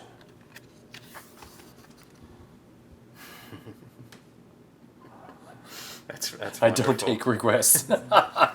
So anyway. I have a question before we move Yes, sir. too much beyond this. Yeah. Bill Griffith came to Pittsburgh and said that as a boy, Yes. he chose. Yeah, I think it's 53 or 54 or something like that was one of the ones that he chose a lot of the drawings for. But Right. yes, this is the guy, Lawrence Larius. So from here Yeah. all the way over to here, over to there. Okay, so from here over, these are all the cartoon compendiums that Larrier, who was cited in Bill Griffith's book, edited, and is somewhere near 53, 54 is the one where Bill picked a lot of or most of the cartoons. Yeah, and then Right. Up there, those are 78 RPM record sets with different cartoon characters on them. That Small Fry actually has a cover by William Steig of the New Yorker. First edition Dr. Seuss books up there. These are all Collier's. These are the middle class magazines. This is Collier's Saturday Evening Post Life look from the 1940s, 50s, and 60s. Down here is my Capitalist collection. These are all from the Wall Street Journal. your Capitalist collection. It's the Wall Street Journal. You don't get much more capitalist than the Wall Street Journal. These are all mass market paperbacks between the 1940s and 1960s. There's a bunch more upstairs. This is a format I'm sad doesn't exist quite the way it used to. Yeah, it's a nice format, and you're right. Okay, it is nice to go ahead and I'll just pick up a Jimmy Hatlow book, and it's just one-page cartoons after another. Down there, I've got all of the Mad and Classic. yeah, all the classic Yeah, stuff. So we can get that's the into stuff that. that was influential on Crumb and those guys whenever Right. they kind of discovered Matt a little late. I always think of like the Peanuts paperbacks like this, or one of those. That, Oh, like how many I've got those down people there too. enjoyed those things. My Well, mother was back super dope. back super when I stoked. was going through used bookstores, that was the only way to get the Peanuts was to Yeah. get those Holton and Reinhardt reprint books, and so that's why I have a bunch of them. I've got a big Otto Saglo fan. I have that. We've seen that sort of image on some glasses earlier. Yes, yeah. That was his claim to fame. Even though at the same time he was doing this for the New Yorker, he was doing cartoons for the communist New Masses. So he was a guy with one foot. Sid Hoff was the same way. He was doing these cartoons for the New Yorker, and he was drawing for the Communist Daily Worker at the same time. For the good old days. All right, so why don't we let's turn How around. about this Eisner? Yep. Yeah, that's one of the World War II posters. There's like 40 or so known that he did. I have, I think, 6 or 7 of them. Got some work to do, Warren. They're impossible to find. They just don't Yeah, turn up fucking with you, anymore. man. Okay. I like golf, and so these are hole-in-one certificates. This one's by H.M. Bateman. And oh, by the way, You know who was a big H.M. Bateman fan was Harvey Kurtzman. Okay, and if you look at the, what Bateman is doing, and you think of the roundness and what Kurtzman was doing, and there's an interview in the Comics Journal where Kurtzman goes ahead and talks about Bateman, and he also put Bateman into Help Magazine. So he liked him that much that he said everyone needs to see this. Then this is Claire Briggs, who signed a contract in 1921 that eventually got him $75,000 a year salary and 50% of all of the syndication fees. Okay, just to give you an idea of how much those top cartoonists were making in the day, because cartoonists today would like to make $75,000, and this is 1921. So I like baseball, so I've collected a little bit of baseball art, and this is Mutt and Jeff playing in May of 1919. You can still see that after the war there were victory bonds, and this is a story, and they had these in ballparks, hit this sign and you'll get whatever it was, and here it is, Jeff robbing him. This is a lot of drawing here, and it's very big. Would this have been a daily strip? This was a daily strip, yeah. See, a lot of drawing, man. This is the way these old guys used to draw this, and I actually have another one that's May 10th. That's in the closet. We didn't get into the bottom part of that closet, but I've got May 10th, and so I did some more research, and there was only 1 week where they played baseball, so this is one of the few ones that did it. Here's a daily strip from Rube Goldberg, and I love this one because this is the hand of God, in the palm of his hand, the hand of God bringing the baseball season. Okay. And just think about to put that into the psyche, put yourselves in the psyche of the people, that's the way they revered baseball. Right. To the degree that, God himself brought it. And then up here, this is a very rare Dr. Seuss promotional item that you could send away and get your name stamped on this thing. So this is the Marine Division. So it's an outboard admiral of the Seuss Navy. So remember, so he was doing all this stuff for the SO Marine Division, so it's the lubricants and the gears and oil and stuff like that that you would use in boats. And that's why it's all nautical in nature. It's a great piece. Yeah, it is. I think there were like 2 of them that I'm aware of. There might have been more, but I've not seen any others. So over here, here is my original Mr. Natural statue from, I think it was the 80s, that came, and I found it recently. It's an itty-bitty mini-comic about that big that Crumb did, that came in the box. Now, of course, the box is long gone. Would this have been some Dennis Kitchen money? No. It says Rock City, okay, Charlottesville, Virginia. So that's who put this out. So this is the original Mr. Natural statue that came out a number of years ago. And I regretfully don't have the box, but I do have the mini comic that I think I can find in the drawer. And there's all kinds of shit in here. Okay. So this is Don Freeman. This is E. Sims Campbell, African American cartoonist. Do you know Citizen 13660? Have you ever heard about this? No, sounds awesome. Okay, so what this is this woman, Muni Kubo, was a student in 1941, 1942, and her family were thrown into the internment camps. And so this is her, what we would call today a graphic memoir of what it was like to be rounded up. This is amazing. I'm going to want a good cover image because I'm going to have to try to find this. Yeah. It's been reprinted, so there's a reprinted edition available, so you don't have to find the original. But she drew herself into to show that she was a witness. Okay. Yeah, I got to read this. She drew herself in, and it's the whole story about what it was like to be taken and thrown to the camps. And of course, who I am, I've got one of these. Oh man, now you're showing off.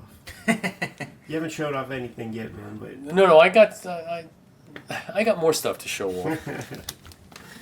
Bootsy, great cartoonist. Ollie Harrington this is all from the Pittsburgh Courier, African American newspaper.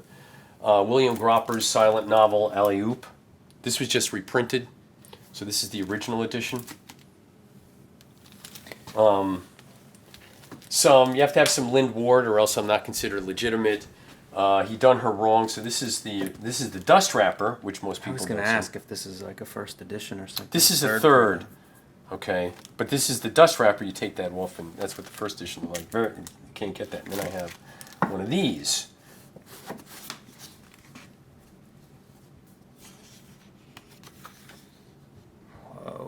That's a awesome That's piece. unbelievable. We just went through this not too long ago. Somebody sent us a paperback. It would have been like a 49 edition, somewhere around that time period. Yeah. That's amazing. I love seeing this original format. That's wow. All right. So and then this and this has been reprinted. Mm-hmm. So and then Otto Neukel's Destiny, arguably the single most depressing graphic novel you will ever read. Okay, this poor woman. She gets married, she gets abused, she's sold into, done in this really depressing, German expressionist almost style. Yeah, this is that kind of thing that Spiegelman kind of unearthed, yes. Right? Yeah. I've had this for a long time. That's absolutely stunning. Kills her husband. This has been reprinted, so you can find this. Yeah. Those images are just striking. Yeah. These are... It's a great book, but really fucking depressing. Perfect compositions, like everything done for a purpose. That white is there for a reason. Yeah, oh yeah. So, and everyone should, like I said, there's a reprint book out now that does this and a couple of other wordless graphic novels at the time, and I highly recommend picking them up, but the original printings are best because they came off the original plates, and they're, I think they might be a little larger, and so... Anyway. Man, I love those compositions. That one image on a spread. These are Francois Surreal. So Francois Surreal was first, then Lind Ward, and then Milk Gross and William Gropper did their thing when these became popular. So these are from the mid-20s. He started doing this about World War I. And so this was just real German expressionist, Nosferatu, Fritz Lang's M. Yeah. Beautiful stuff. And so I highly recommend people get these so they can see where the wordless graphic novel came from, and that these were the progenitors of the graphic novels we have today. And you can't get there from here without this stuff. Would it be impossible to get hold of any Rudolf Topfer books? They've reprinted some of that stuff. Sure. Yeah, but I don't have any. To be honest with you, I didn't get that much into the 19th century. Mm-hmm. I left that to other collectors. And to be honest with you, that stuff doesn't interest me that much from an aesthetic perspective. Yeah. There's like one guy, George Cruikshank. Oh, yeah. Okay, that I love, and I got a Victorian era, late 19th century thing, and I sat down one day and every third page he made me laugh, and this was something that was 150 years before, so I enjoy that. But a lot of people, if they don't engage me, I'm like there's all this Platinum Age stuff where I'm like, oh man, this shit's boring. Okay, why am I going to collect boring shit? All right. Yeah, that Cruikshank guy was a big influence on Crumb. Yes. Oh, Cruikshank was hysterical. So down here, this is all political cartoon stuff. A lot of these are special editions. So Roland Kirby. Let's see.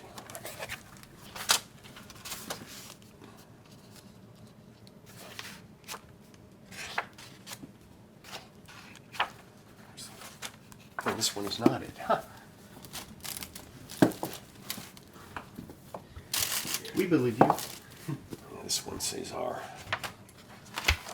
So one day my friends come back and it's an edition of 110, signed number 1916. They go, hey Warren, I was in this bookstore in I think it was upstate New York. Would you want this? And they give me this for like $10. I was like,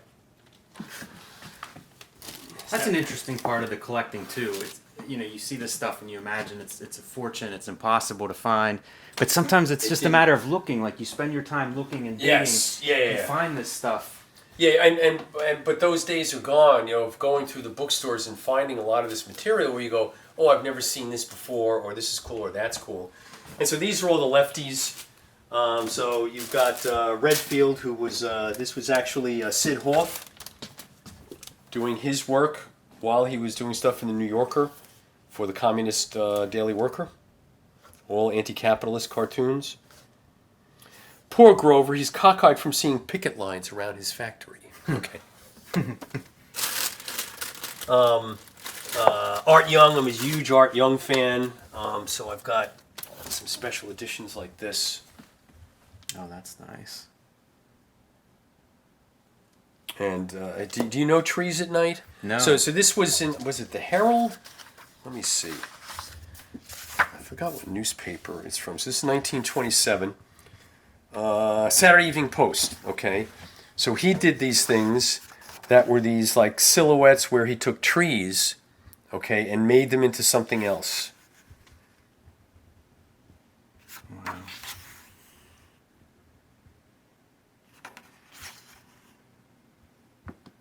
Man, this is genius. Yeah, it is. I feel like this is very contemporary, you know, conceptually.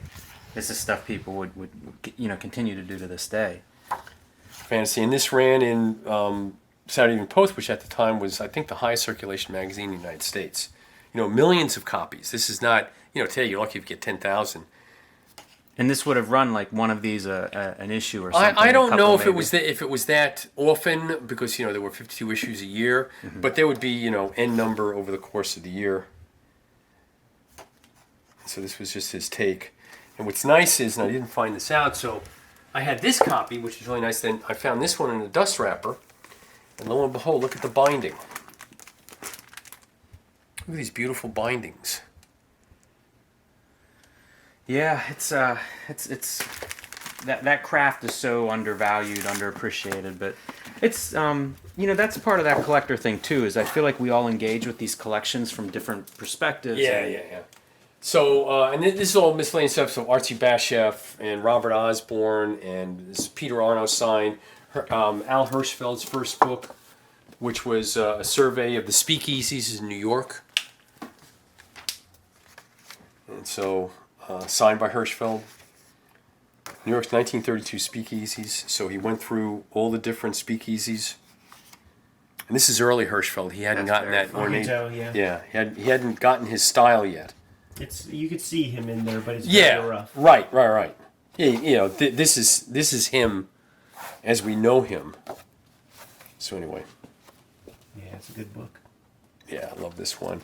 And then another one I love. I saw this in a museum exhibit in London. They did 300 years of caricature in London, and they had this book opened up. And this guy was great. This guy Nerman. So check this out. So this guy was the Hirschfeld of the 20s. For London, for the Tatler.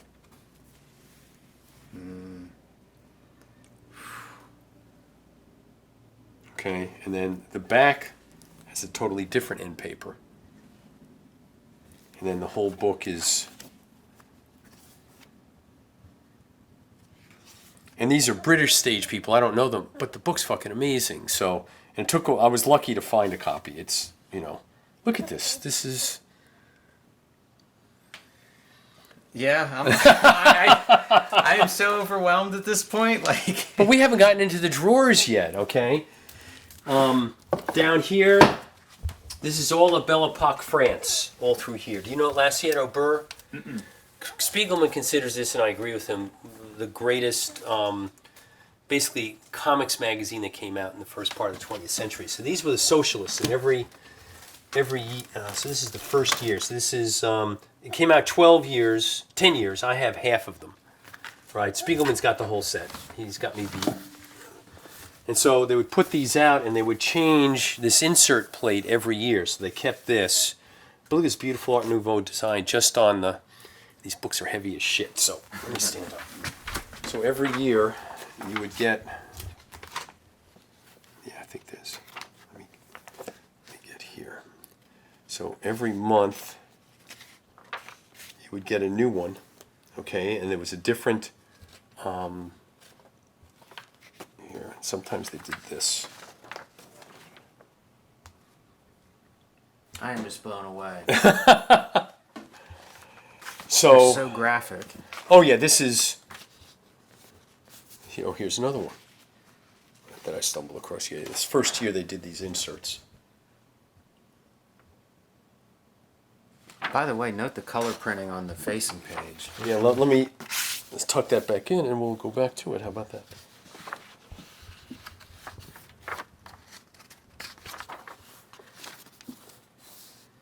You could like see the Spiegelman in it too. Yeah. So these are, even if you don't know French and you don't understand what the context is, the art in these things... That's incredible. Yeah, sure. Yeah. That's nasty. That's let me see. Yeah, so that's he was English. He was that Prince Albert? Yeah, from England. The French didn't like the English. I wonder why. But there's all these different styles in here. You know, some of these had these great cutouts. It's a tour de force It really is. art at the time. Yeah, I So feel like you could take one of those and just internalize. I mean, that would be everything. All the tools you need graphically in one of those volumes. And so, you know, I tell people, look, you should come back. I'll set you up in the dining room. And all you have to do is, you know, it would take a couple hours to leave through, but you leave through and it's like one page of oh shit after another. So, anyway, I love Belle Epoque, France. This is from Germany, from World War I, Germany. This is from Vienna, World War I. Don Mosquet. Look at these great end papers. And, oh, come on, there we go. So the front page and the back page were normally in color in some of the internal pages, but this is the art that was going on in Vienna at the time. Look at this. I'm sorry.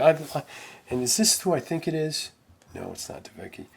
But, yeah, it says DeVecchi. yeah. They always give drawing by. Okay, Willie Stubowski. I love his stuff. But look at this drawing, okay? Unbelievable shit they were doing. It's gorgeous, and the depth of it is amazing. Like Yeah. you start focusing on one piece, and it's Yeah, all rewarding. So this kind of stuff's all through these bound volumes, okay? Some artists are better than others, you know, as it is. Here, there's another nice one. Sucking on the teat. Yep. Fun to see the advertising. Yeah, the advertising is a whole different aspect of it, okay? So, anyway, so there's that. I've got Simplicissimus from World War I with the great Olaf Gulbrandsen. And anyway, that bookcase, like I said, we could get lost in there for a couple of days, okay? That's a good way to describe it. And then over here, so these top two, I collect books about going into outer space between, at the end of World War II through basically the Gemini program. And there's stuff here aimed at kids. So where here? I love these. So, you know, if you were a little kid, all right, so this is aimed at what, 6 or 7 year olds, if that much. Because he was part of a library. A book of astronauts for you. So this is basically to, you know, wherever these kids get ready, you know, to get them ready to indoctrinate them to hopefully go and become astronauts. Right? Say now a chamber where the pressure was very low. Talks about all the, you know, and it's aimed at very young kids. And then, you know, the Sputnik, let me see what years, I think this is like 62. Yeah, 62. I don't know why I remember this shit. You know, Sputnik was only launched 5 years before, and so here's Vanguard 1. And again, you know, explaining science to kids. Young kids. Now, the flip side of that is that the books on astronomy back then, because I was going to school at the time, here it is, Planets and Spaceflight. Okay? Another one in the solar system. Pretty much everything they had in these books is wrong. Okay? All right? So back then, you learned that Jupiter had 9 satellites, 9 moons. It's got like 65, okay? Our sister world.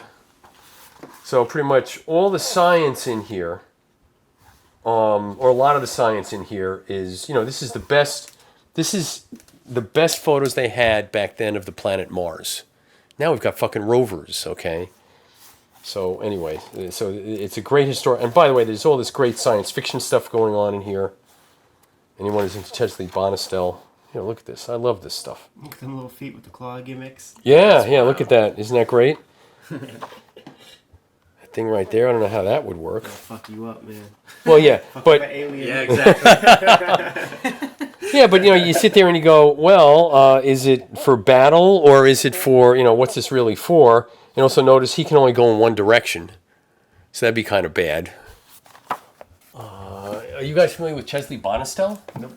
Oh my God, really? No shit. Fuck. What am I going to do with you, chuckleheads? We're gonna hand in our papers. Yeah, so he was the guy who did all of these really fantastic drawings of what the planets and what the technology was going to be like starting in the late 40s through the 60s. Yeah, it looks like he's a little bit closer. Yes, yeah, he was. So his stuff, he would work with astronomers to go ahead and get as accurate as possible because they had good pictures of the moon, so they could do this stuff. And then he worked with other people about this is not that one is not Bonistel. There's a whole bunch of guys that specialized in this stuff. Anyway, just the view of where everyone wanted to go with the science is just so great, and none of it happened. That's close to the lunar module. Mm-hmm. To the limb. But yeah, this is another Chesley Bonistel. So he spent a lot of time. There's a documentary out about him that I haven't seen yet. The lunar base. And by the way, this is not far off from what happened. So he got together, Werner von Braun is part of this. So Werner von Braun is the guy who developed the V2 rocket, and we got him. And actually, if you think about it, it was a Nazi who went ahead and built the rocket that got us to the moon. Yeah, some Operation Paperclip type stuff. Yeah.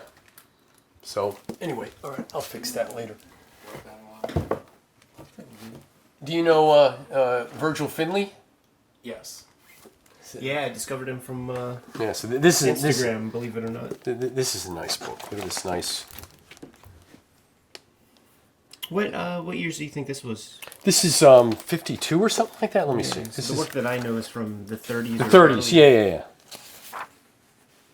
56. I always wait for like the big Finley book. I feel like So, should be out there. oh my God, he Yeah, was he's amazing. unbelievable. He worked for American Weekly. He worked for science fiction magazines. He was I loved his stuff. Evolution of Life. Primordial slime, dinosaurs, and then there's apes, and finally us, for better or for worse. There you go. Yeah, I've never seen that image. Yeah, this book hasn't been reprinted. So unless you have the book, I love that one. Mm-hmm. Oh, there, you can see how those claw things work. Yeah, it's for hammering a sickle. Yeah, right. Yeah, that's nothing. Let me see. There you go. That's incredible.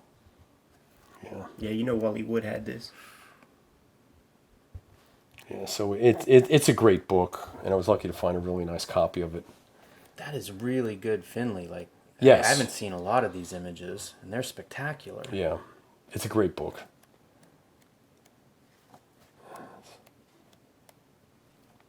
There you go. Wow. Isn't that great?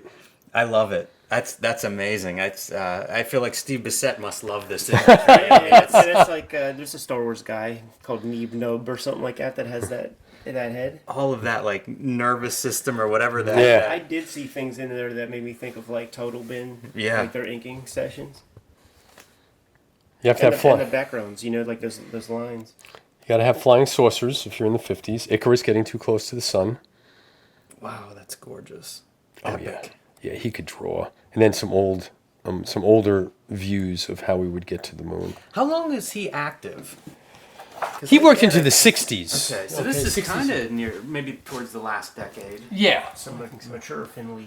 So, anyways, that's my rocket book collection. That's Jim Ottaviani, who does all his science stuff, came over here. This is where he hangs out when he visits? Well, I got this, then I got some stuff out of the closet, which I'll show you briefly before you go. Next time you come, it's for a whole different thing. These are all books that were illustrated by famous cartoonists, so a lot of Milk Gross, and I've got stuff like this. Again, I like signed and illustrated things. So here is... Wow.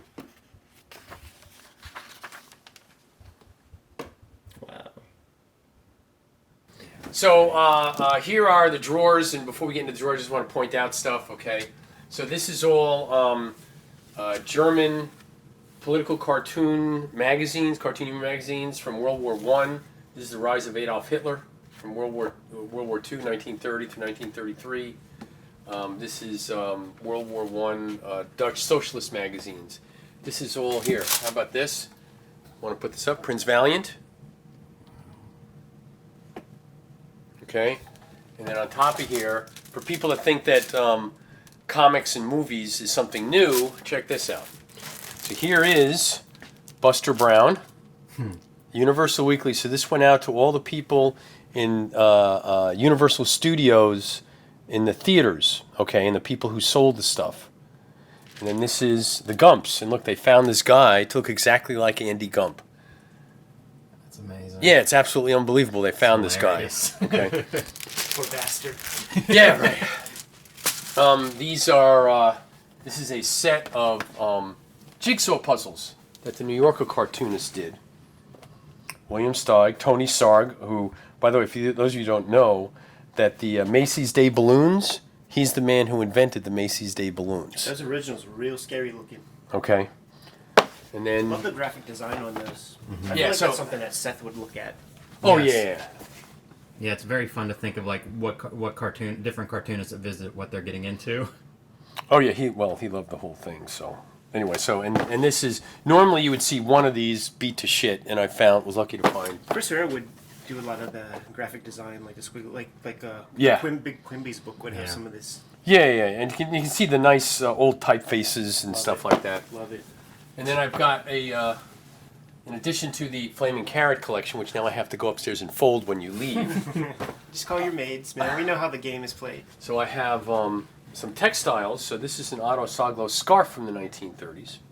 Not politically correct, but nicely designed nevertheless. You can see the Saglo up there. And then Philippa Rice, Kate Beaton. So from the indie comics world, this is Philippa Rice, whose stuff I love. I love her stuff too. I Yeah. just discovered I forget the name of that book, but it's in this style. It looks like this is what. Yeah, this is so probably this from. is Philippa, and that's Luke Pearson. So, they're married, they've got a kid now. So this is the two of them. Yeah, this has to be from that book. It's Yeah. like about their relationship. Yeah, it's about their and- relationship. It's a great book, okay? And, Luke's got the, I think it's Netflix thing with, no, it's Hulu with Hilda. Right. And then Kate Beaton did a couple of these, and I love Kate Beaton's stuff. So she did two of these for TCAF, or around TCAF. Do you go to CCAP? I haven't, actually, it's interesting you mention that. I haven't been in about 4 years, so I'm going to go next spring. I talked with Chris Butcher about it, it's been a while. And then actually, because the stuff I really want to get to is down here at the bottom. So in the 1950s, King Features, for whatever the reason, decided as promotional items to do old-fashioned barbecue aprons. So check this out. You're going to love this. Yeah, hold up, man. You're going to have to hold that. Okay. Because I'm taking a pic. That's great. Wow. 1 second. Isn't that great? Yeah, that's awesome.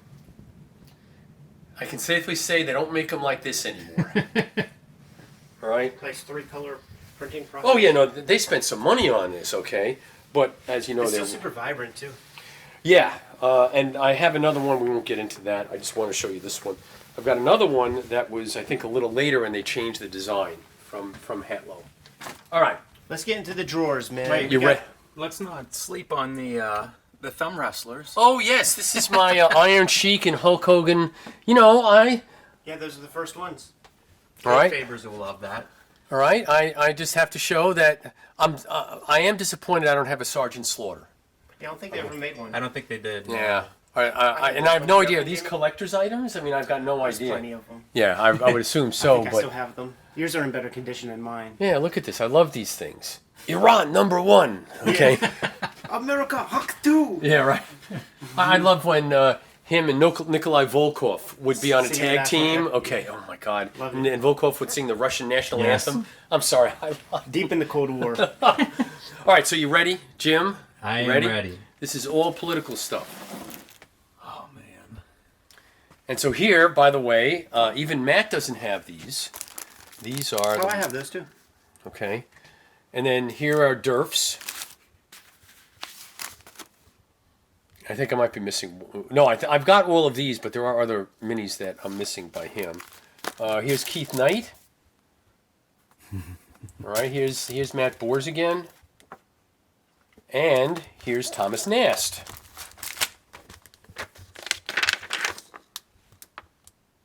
President's Message, 1887, Thomas Nast. So everybody is in here. John T. McCutcheon. This is all McCutcheon material. Herblock. Have you ever seen this one?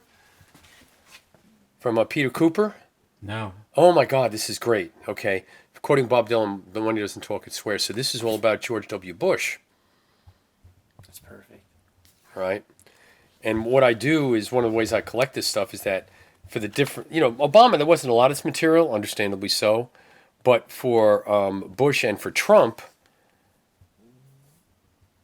there's a lot of this stuff. So as I've seen it, I've gone out and gotten it. Yeah. In fact, this I picked up in LCAF, East London Comic Arts Festival. Mean to Girls, starring Donald Trump. Okay, so this is Jeff Sessions as Karen Smith, Dan Scavino.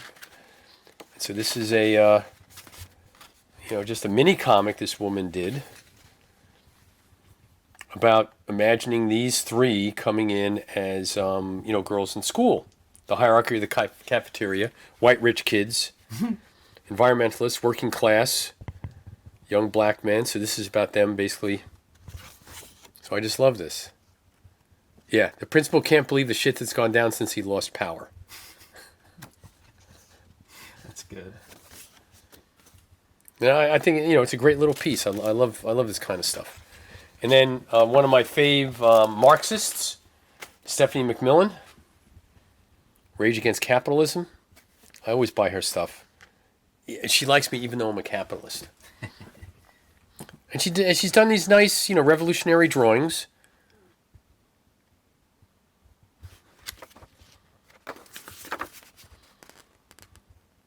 Yeah, that looks good. Yeah, she's down in Florida. Here we go. I got this. Where did I get this? I forgot where I got this. Anyway, Nomi Kane, Shut Up Donnie. Particularly uninspiring quotes from the 45th president.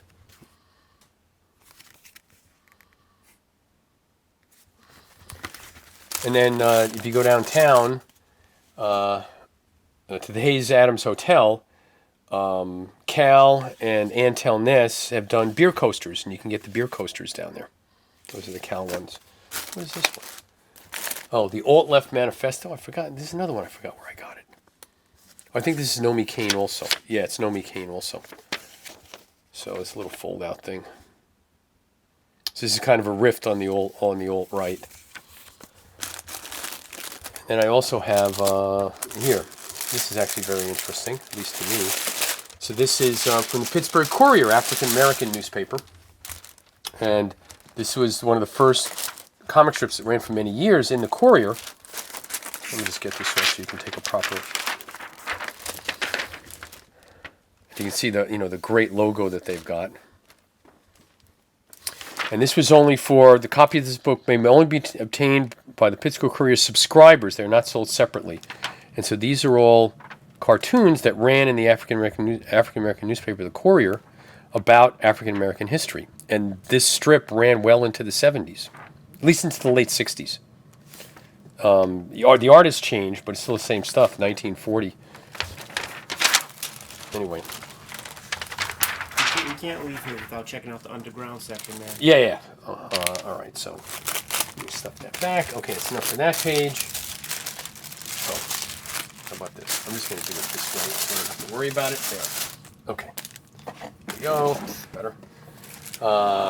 Cartoon shit. A lot of rare Winsor McCay material.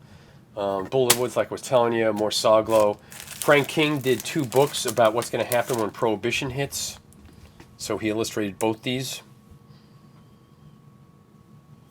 The poor things that are going to happen to people once they can't buy any booze. It's great to see Frank King in a little bit of a different context, Yeah. subject matter. He did a ton of work before, the Crazy Quilt book by Pete Maresca. Wait. Yeah. You have that over here somewhere. I've got it I've got it. That'll blow Jim's mind to see Yeah. that. Yeah, so I actually worked on that book. Yeah. Okay. Oh, I got to show you. I'm sorry. I love these pop-up books. I always show people the Buck Rogers one. It's one of the best. So these are the hardest of the pop-up books to get. Isn't that great? That is wonderful. It's beautiful. Real simple, Those must be impossible to find too. That feels like an impossible thing to survive over time. Yeah. And there's a Mickey Mouse and a Popeye, but I won't belabor that. So this is all World War I. Yeah, you can spend a lot of time here. Yeah, I bet. Okay. Warren, was there a specific thing that you started with collecting wise? Like your Superman political- comics. Okay. Superman comics. When I was, I got my first golden age, like I said in your interview, about 14. But I've been collecting Superman, Adventure, and stuff like that, and that's what Poison the Well. Well, I'll show you this one because you won't see it. It's very rare. I don't break it out that often. So you know the Bayeux Tapestry, 1066, the Battle of the Hastings. I'm gonna say yes. Okay, so look it up. I'm That's gonna what say yes on camera. That's what Google. That's what Google's here for. So this guy took, and it's really long. When you go see it, which I have, it's like 100 feet long, and they have it stretched out in this beautiful display case. Well, this guy took it, and he lampooned the English with it, and so it's a long accordion book. It's all comics, all anti-German comics.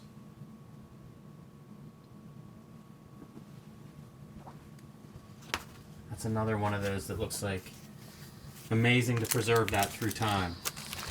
Yeah, very responsible owners. It's like I said, it's very rare. Goes to show you the OCD wasn't invented 50 years ago. It's been around. All right, anyway, we can get lost in that drawer. Here we go, and this is all World War II, including Bill Malden's very first book, Star Spangled Banter. This is a Russian war relief with all kinds of famous cartoonists in it. Anyway, we can get lost in this drawer, to say the least. That do you know the biography that the Bill Malden biography? For blanking on the author's name, DiPistino, I think. Yeah. That's Yes. that, and there's I've got the double volume downstairs. In fact, if it's readily available, I'll show you the only known Sunday page by Bill Malden. Have you ever met him? The No, author? I've unfortunately not met him. I saw him do a Veterans Day presentation, and it was all on Bill Malden. Yeah. But it was incredible, like tear-jerking kind of like stories and testimonials about the impact of that work. Oh, A lot of older veterans were there to, one of the most amazing comic-related talks I've ever seen. When I did my Cartoons for Victory, Senator Bob Dole did the introduction, and Bill Malden was the subject of that. Okay, and he was in Italy. The poor guy got shot in the shoulder. He was basically paralyzed for a year and a half. He went through some heavy shit. Okay, so anyway, comic shit. All right, there's all kinds of here. Oh, how about this? Linoleum engravings, William Eisner. Wow. All right. So this is a left-wing arts magazine. From what year is this? 1934. So Eisner would have been 17 when he did this. He was born 1917, if I'm not mistaken. And in the center, here. I'm sorry.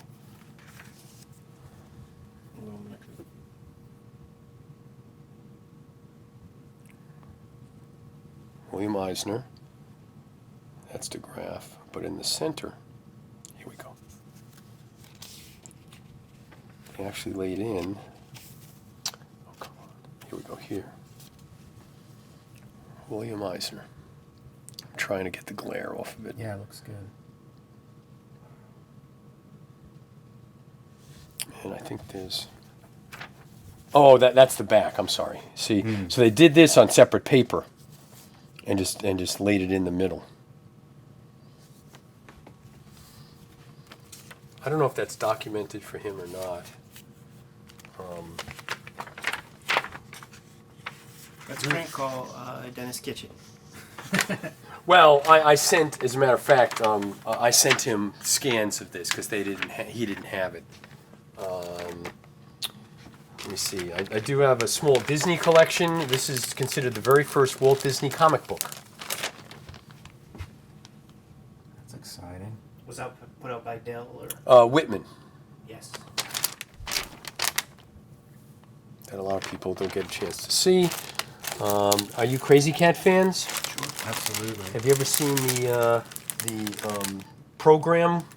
No. Guys, come on. I had a VHS tape. Yeah. It was like public domain, and it was one of those old tapes that would. It was dicey to put in the VCR, you know, like those cheap old tapes. Yeah. Well, this is the program to the jazz opera that was out with all art that's only been printed here. So here we go. Jazz pantomime, music by John Alden Carpenter, based on the newspaper cartoons of Harriman, specially illustrated by Harriman, and he also did, as my understanding, he also did the set design. 1922. First performance, Town Hall, New York, January 21st. It's amazing, man. It's Just there should have always been a camera behind your shoulder as you acquire this stuff, man. all right. So as you can see, but then there's this. Yeah.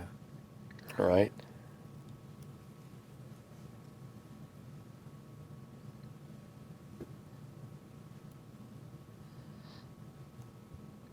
Now, what I didn't warn you is that we could do 8 hours just on the drawers. Yeah. And perhaps we will in the future. Right. All right. So anyway, I don't want to belabor this point. You can come back and we can go through the rest of it. Somewhere I think I've got scans because I scanned it all once. Because I knew I wanted to scan it once and never really go through it again. So. I feel like we're getting close to shotgun round time. Okay. All right. Hold on. We still get like a half. So there's that. In here is also the very first appearance of Buck Rogers. Yeah, we actually looked at that. You brought that over. Oh, that's right. Okay. So Sunday stuff. This is a whole other conversation. But one thing I will show you and tell you the story. So I bought a house up in Baltimore, went upstairs to the bedroom, lifted up the linoleum, see what was underneath it, and this was underneath it. And it's from the Baltimore American, January 1932. I'm not aware this has been reprinted anywhere. It's incredible. And it's one of his tour de force pieces. And look at the grandeur of the size. Okay. At the Kubert School, Joe Kubert owns some of this stuff, the editorial cartoons. Uh-huh. The originals are triple. the Yeah. Right. size. Yes. It's Yeah. not, Yeah. It's yeah. beyond double. Yeah. Yeah. He worked big. Okay. Anyway, like I said, there were 10 weeks that Crazy Cat was printed broadsheet in terms of color Sundays in 1922. All the ones from 34 forward are tabloids. I have 5 of the 10. There, we'll do I that. did you say that, Nemo? Isn't that like, fuck, why can't we just like... You're the ones who said we have to go, okay? I'm just abiding by, I'm trying to accommodate my guests, okay? And this is, here. This is the little cartoon, the little booklet that went with the Right. with the statue that you saw before. Mr. Natural. The Origins of Mr. Natural. Look at this. This is like, Chris Ware shit. Yeah. Okay, I need to get my I've got good vision, but I need a magnifying glass for this. Oh, yeah. Right? And so we did this. I'm not aware this has ever been reprinted. Oh, my goodness. You know what? It hasn't, and some of that imagery showed up in, I believe, comics by Les Daniels, and I always wondered where the heck it came from. Yeah, so, anyway. Like that image right there, that centerfold piece, that was printed in somewhere. I totally remember. So, seeing that. but you guys have to go. That's okay. All right? For all you know, I'll stroke out tomorrow. The collection will be dispersed. You can do, oh shit. You had the chance. Let me see. This is all English material. Ronald Searle, Roland Emmett. These are all advertising booklets by W. Heath Robinson, one of my faves. Struby, H.M. Bateman, French stuff, more British stuff. World War I, World War II stuff. Okay, there's a lot of amazing shit in this drawer, but that will be for the next time. All political stuff. These are the lefties. So these are all of the political cartoon books that the Communists did, the Daily Worker. Great cartoons 28, 27, 26. if J. Edgar Hoover was alive, man. Oh yeah, no, I'd be on the have, shit list. he'd have your number. Yeah, right, yeah. This is all socialist cartoons. Speaking of presidential elections, so this is Art Young. This campaign in cartoons published by the new leader in the interests of the Socialist Party. Here is Red Portfolio, cartoons for socialism. Actually, I've scanned some of this, and the Nib has put some of them up. So, Warren, is it the Red Scare that kind of puts all of this stuff out of circulation? Like, there's so much socialism and communism. well, yeah, the 50s Red. It was a Red Scare after World War I, and then there was, of course, the ones in the 40s and 50s. And yeah, a lot of this stuff just disappeared, you know. Like, I read a book about the origins of the FBI, and Oh, some of yeah. their early tasks really were just like, if there was some like shady looking dude on the street corner getting Yeah. rid of this stuff, man. Yeah, right. They you would gotta- hustle you them gotta out. Fuck Yeah. that guy up. Yeah. All right, ready? Let's see. This is all World War II material, okay, including. Did you know about this spirit section? Adolf Hitler visits Century City, and he tries to create the Nazi Party in Century City. Yeah, I can take it out. You know, there's no reason to have that. Once upon a time in Europe, there lived a great country of Europe, a cruel dictator. Any similarity to persons living or dead is entirely intentional. And so here is. That's Lady Luck. So here is Adolf Hitler. Don't you know who I am? All right, and he's trying to convert all these people to be Nazis. And by the way, think about what we talked about in terms of the change in the spirit. Look at this, compare it to the Joe Dope. Anyway, I love that. I mean, the day he gets back from the war in that very first spirit strip, I think it might even be a Christmas spirit story. Is the first one does when he comes back, and it's gorgeous. And oh, by the way, ironically enough, I think it was the day before this thing came out. This is June 22nd, 1941. The day before, of course, there's no way for Eisner to know what was going to happen. The Germans invaded Russia. Okay. I have a lot of cool Disney material from World War II. Believe me, that's a whole other visit. This is all SPX stuff. Although my Ed Pisker mini comics are not in here. Have you ever seen this one? This mini set? I haven't. Yeah, so here's it. So all these people did this. I asked Chris about this. So check this little Chris Ware accordion thing out. Was it the Chicago crew? No, because there's international people.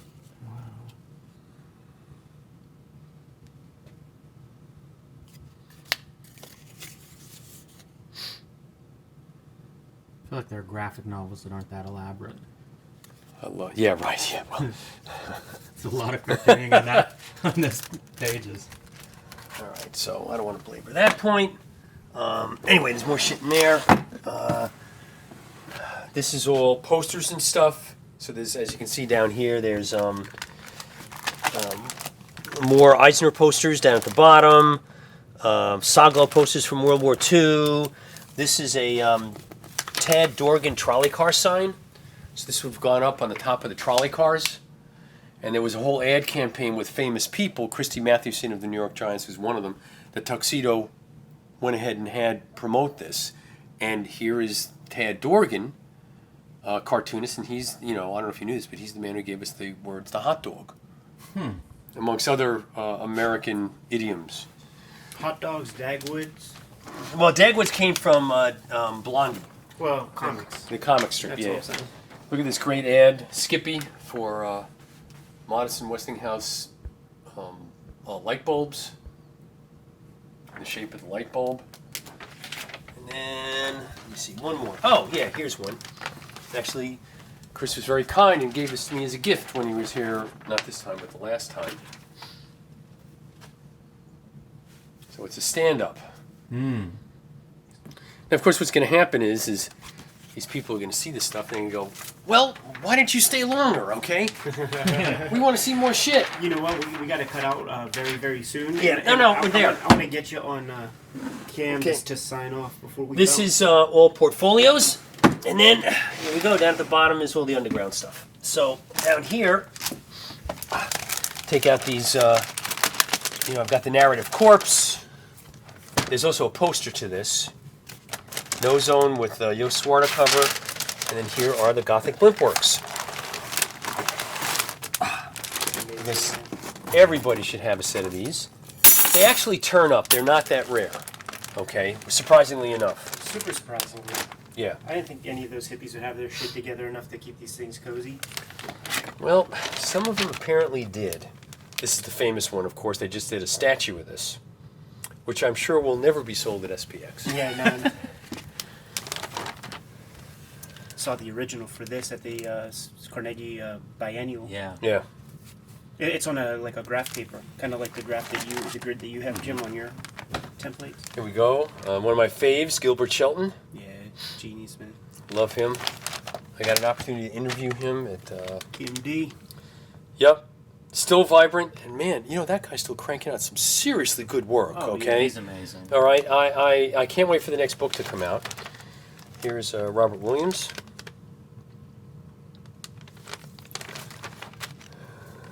Another Crumb. Nice 3-color gimmick. Yeah, that's. Yep. These are just gorgeous. And another Crumb. Kind of phoning it in with that one. And then, I don't know if you've ever seen this. I love this. Slash with this great Gary Panther cover. Came up with a conversation last night with Jaime Hernandez. I just... Iconic. yeah, I saw this up for auction, and I had to have it. Okay? You know the funny thing, too, is like, what would this zipatone ever really be used for? You know, that's like some stupid zip. But it's perfect in this context. Yeah. But that's it. And then, There it Trash is, Man. Okay. Yeah, I love that. Spain Rodriguez. Yeah, I love this one. Okay. I learned what the word long pig meant after that. And then Narrative Corpse, that goes back there. That goes there. Then we've got Von Baudet Sun Pot. Have you ever seen this? No. Are you guys Von Baudet fans by any Oh, chance? definitely. Yeah. So this is really nice because it's a... I was happy to get it. And there are lots of people who have great Von Baudet collections. Mine's sort of okay. Here we go. Sunpot Planet Schematic. No, it's the other way. There we go. Okay. Stick this back. We've got Basil Wolverton. This is a great book if you don't know about it. I think this was was this yeah, it's Glenn Bray. That's right. And they did this just phenomenal reprint job. When was this? The 70s or 80s? 75. You know, when stuff like this just wasn't happening. This was an odd thing to have at that It's a time. beautiful size, man. What a book. Yeah. Wow. Oh, it's a great book. You guys don't know about this, man? I've never seen this before. Well, that's why you come here, to see all the shit that you're now going to go ahead and it's just a tour de force and most probably the best reprinting of Wolverton anywhere.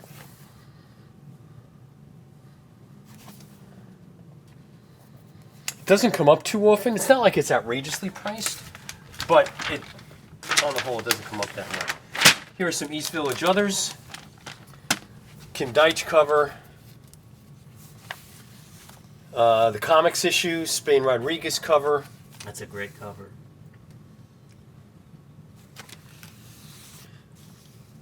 Comics issue with a Crumb cover. Yeah, I love that I don't know one. if I've seen that before. That's fun. So I managed to get the 3 or 4 comics issues they did. This is another comics issue. It's like once you that's 69, 70, 71. And I don't know if they did it in 68 and 69. So here's a really nice Von Baudet cover. Oh, man. Get on the classic joint. Okay. And then they're, very happy to have one of those. When I see that cover, there's music playing on Comics Confidential whenever it shows this piece, and he goes, and that was Mr. Natural, and this music kicks in. It's like I hear it in my mind. And another Von Baudet. And then this is this was out of Netherlands, Real Free Press, a lot of reprint stuff. I think Joost Sparta. Oh, created by Ron Cobb, Crumb. All right, so I said I always love this piece. and then this is one of my fave Gilbert Shelton pieces of all time, the legendary Dope Famine of '69. Oh, yeah. Okay, Yeah, back cover of one of the... I love this. Well, I think I'm going to join Youth for Christian America and go campaign for George Wallace. I'm going to get married and raise my family in Dallas. I understand there are tremendous opportunities for advancement in the insurance business in Omaha. What a time to run out of grass, just when we're about to graduate to the hard stuff. Wah. No weed in a month. I guess I might as well accept the athletic scholarship to Notre Dame and study business economics after all. You know what? I have to amend it. Like, this is the original. This is the original, right, yes. Yeah. Because I clearly remember. Yeah, the yeah. masthead So and it all was that. here, and then they repurposed it for Gothic Blinkworks later. Yeah. And then I got some other, miscellaneous covers. Oh, that Von Bodie piece is really beautiful. I've never Yeah. seen that before. Yeah, it's a nice Von Bodie piece. That's really gorgeous. And then these were the Sunday papers out of San Francisco. So these were actually printed. So they wrapped up. You ever seen this before? No. So they actually printed them as Sunday pages. This is Jay Lynch. That's my man.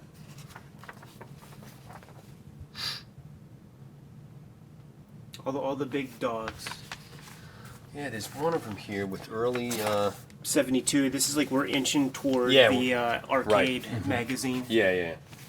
And so yeah, San Francisco, 1972. Yeah, here's Bill Griffith. Yeah, I knew there was an early Bill Griffith here. Yeah, he's in these two. And so they would wrap. Okay, this in there. Is this Skip Williamson pretending to be Marx? I don't think so. I think that's just a photograph. So here we go. Flamed Out Funnies. Early Bill Griffith. Back page. Just great stuff. Oh, here's Justin Green. So I'm lucky. I've got a whole set of these. Oh, here's one with Gilbert Shelton in it. So this is the entire run of these. Yeah, that's sick, man.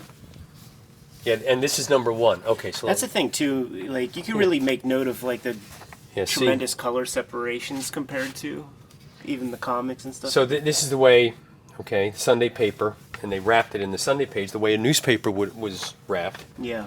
And there we go. There's number 1. Oat Willie on the cover. Look at that masthead. That color in the Oat Willie is amazing. Isn't that great? They took some care. Yeah, I'll say.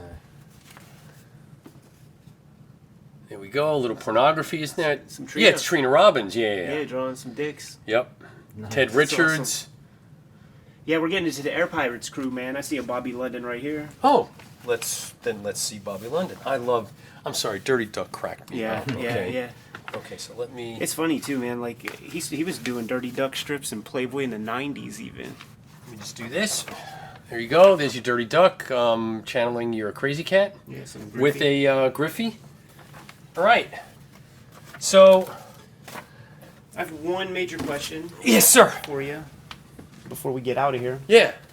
I don't see any long boxes, man. No issues. I do have some long boxes from the '80s, but I stopped collecting comic books a while ago. Yeah. All right. It was one, I didn't have the bandwidth. I didn't have the time. Okay. 2, as I said in my previous interview, the superhero stuff lost its jive for me. Sure. And I do have some stuff. Like I said, I got some stuff from the '80s. I got Grim Jack and Concrete and all that kind of stuff. But the format, particularly over the last 15 or 20 years, I'm like, why am I spending all this money for this stuff? I'll just wait till the graphic novel comes out or what have you. So it's not in my mindset. Plus now, I've got all this other shit that I'm reading. So it just doesn't come up. I go back to, if someone says you should read this or read that, I'd go ahead and do it. But on the whole, I'm not alone. As you can tell, I'm not a lone box guy. And think about what need a house twice as big Yeah. if I went down that road. So Listen, man, you're a favorite of the Cartoonist Kayfabe channel. I'm very appreciative that you invited us into your space to show us around. We're gonna have to do. space. Yeah, we're gonna have to do it again sometime. man. yeah, okay, all right, great. Thanks so much for coming by. I knew that we were only going to be able to get a surface view Right. of what's going on, but at least we got, like, for instance, to the SEM portfolio. Yeah. And saw some other stuff. So When you'll come to Pittsburgh like once a year to meet. to meet family. normally twice a year. Yeah, I'm yeah. going to come sometime during the fall. So Can you promise to bring some stuff so we can put it under the well, microscope? you just say, Warren, bring me this shit, and I'll bring you that shit. Let's shake on it, man. Okay. All right, man. Thanks a lot, Warren. Thank you, Warren.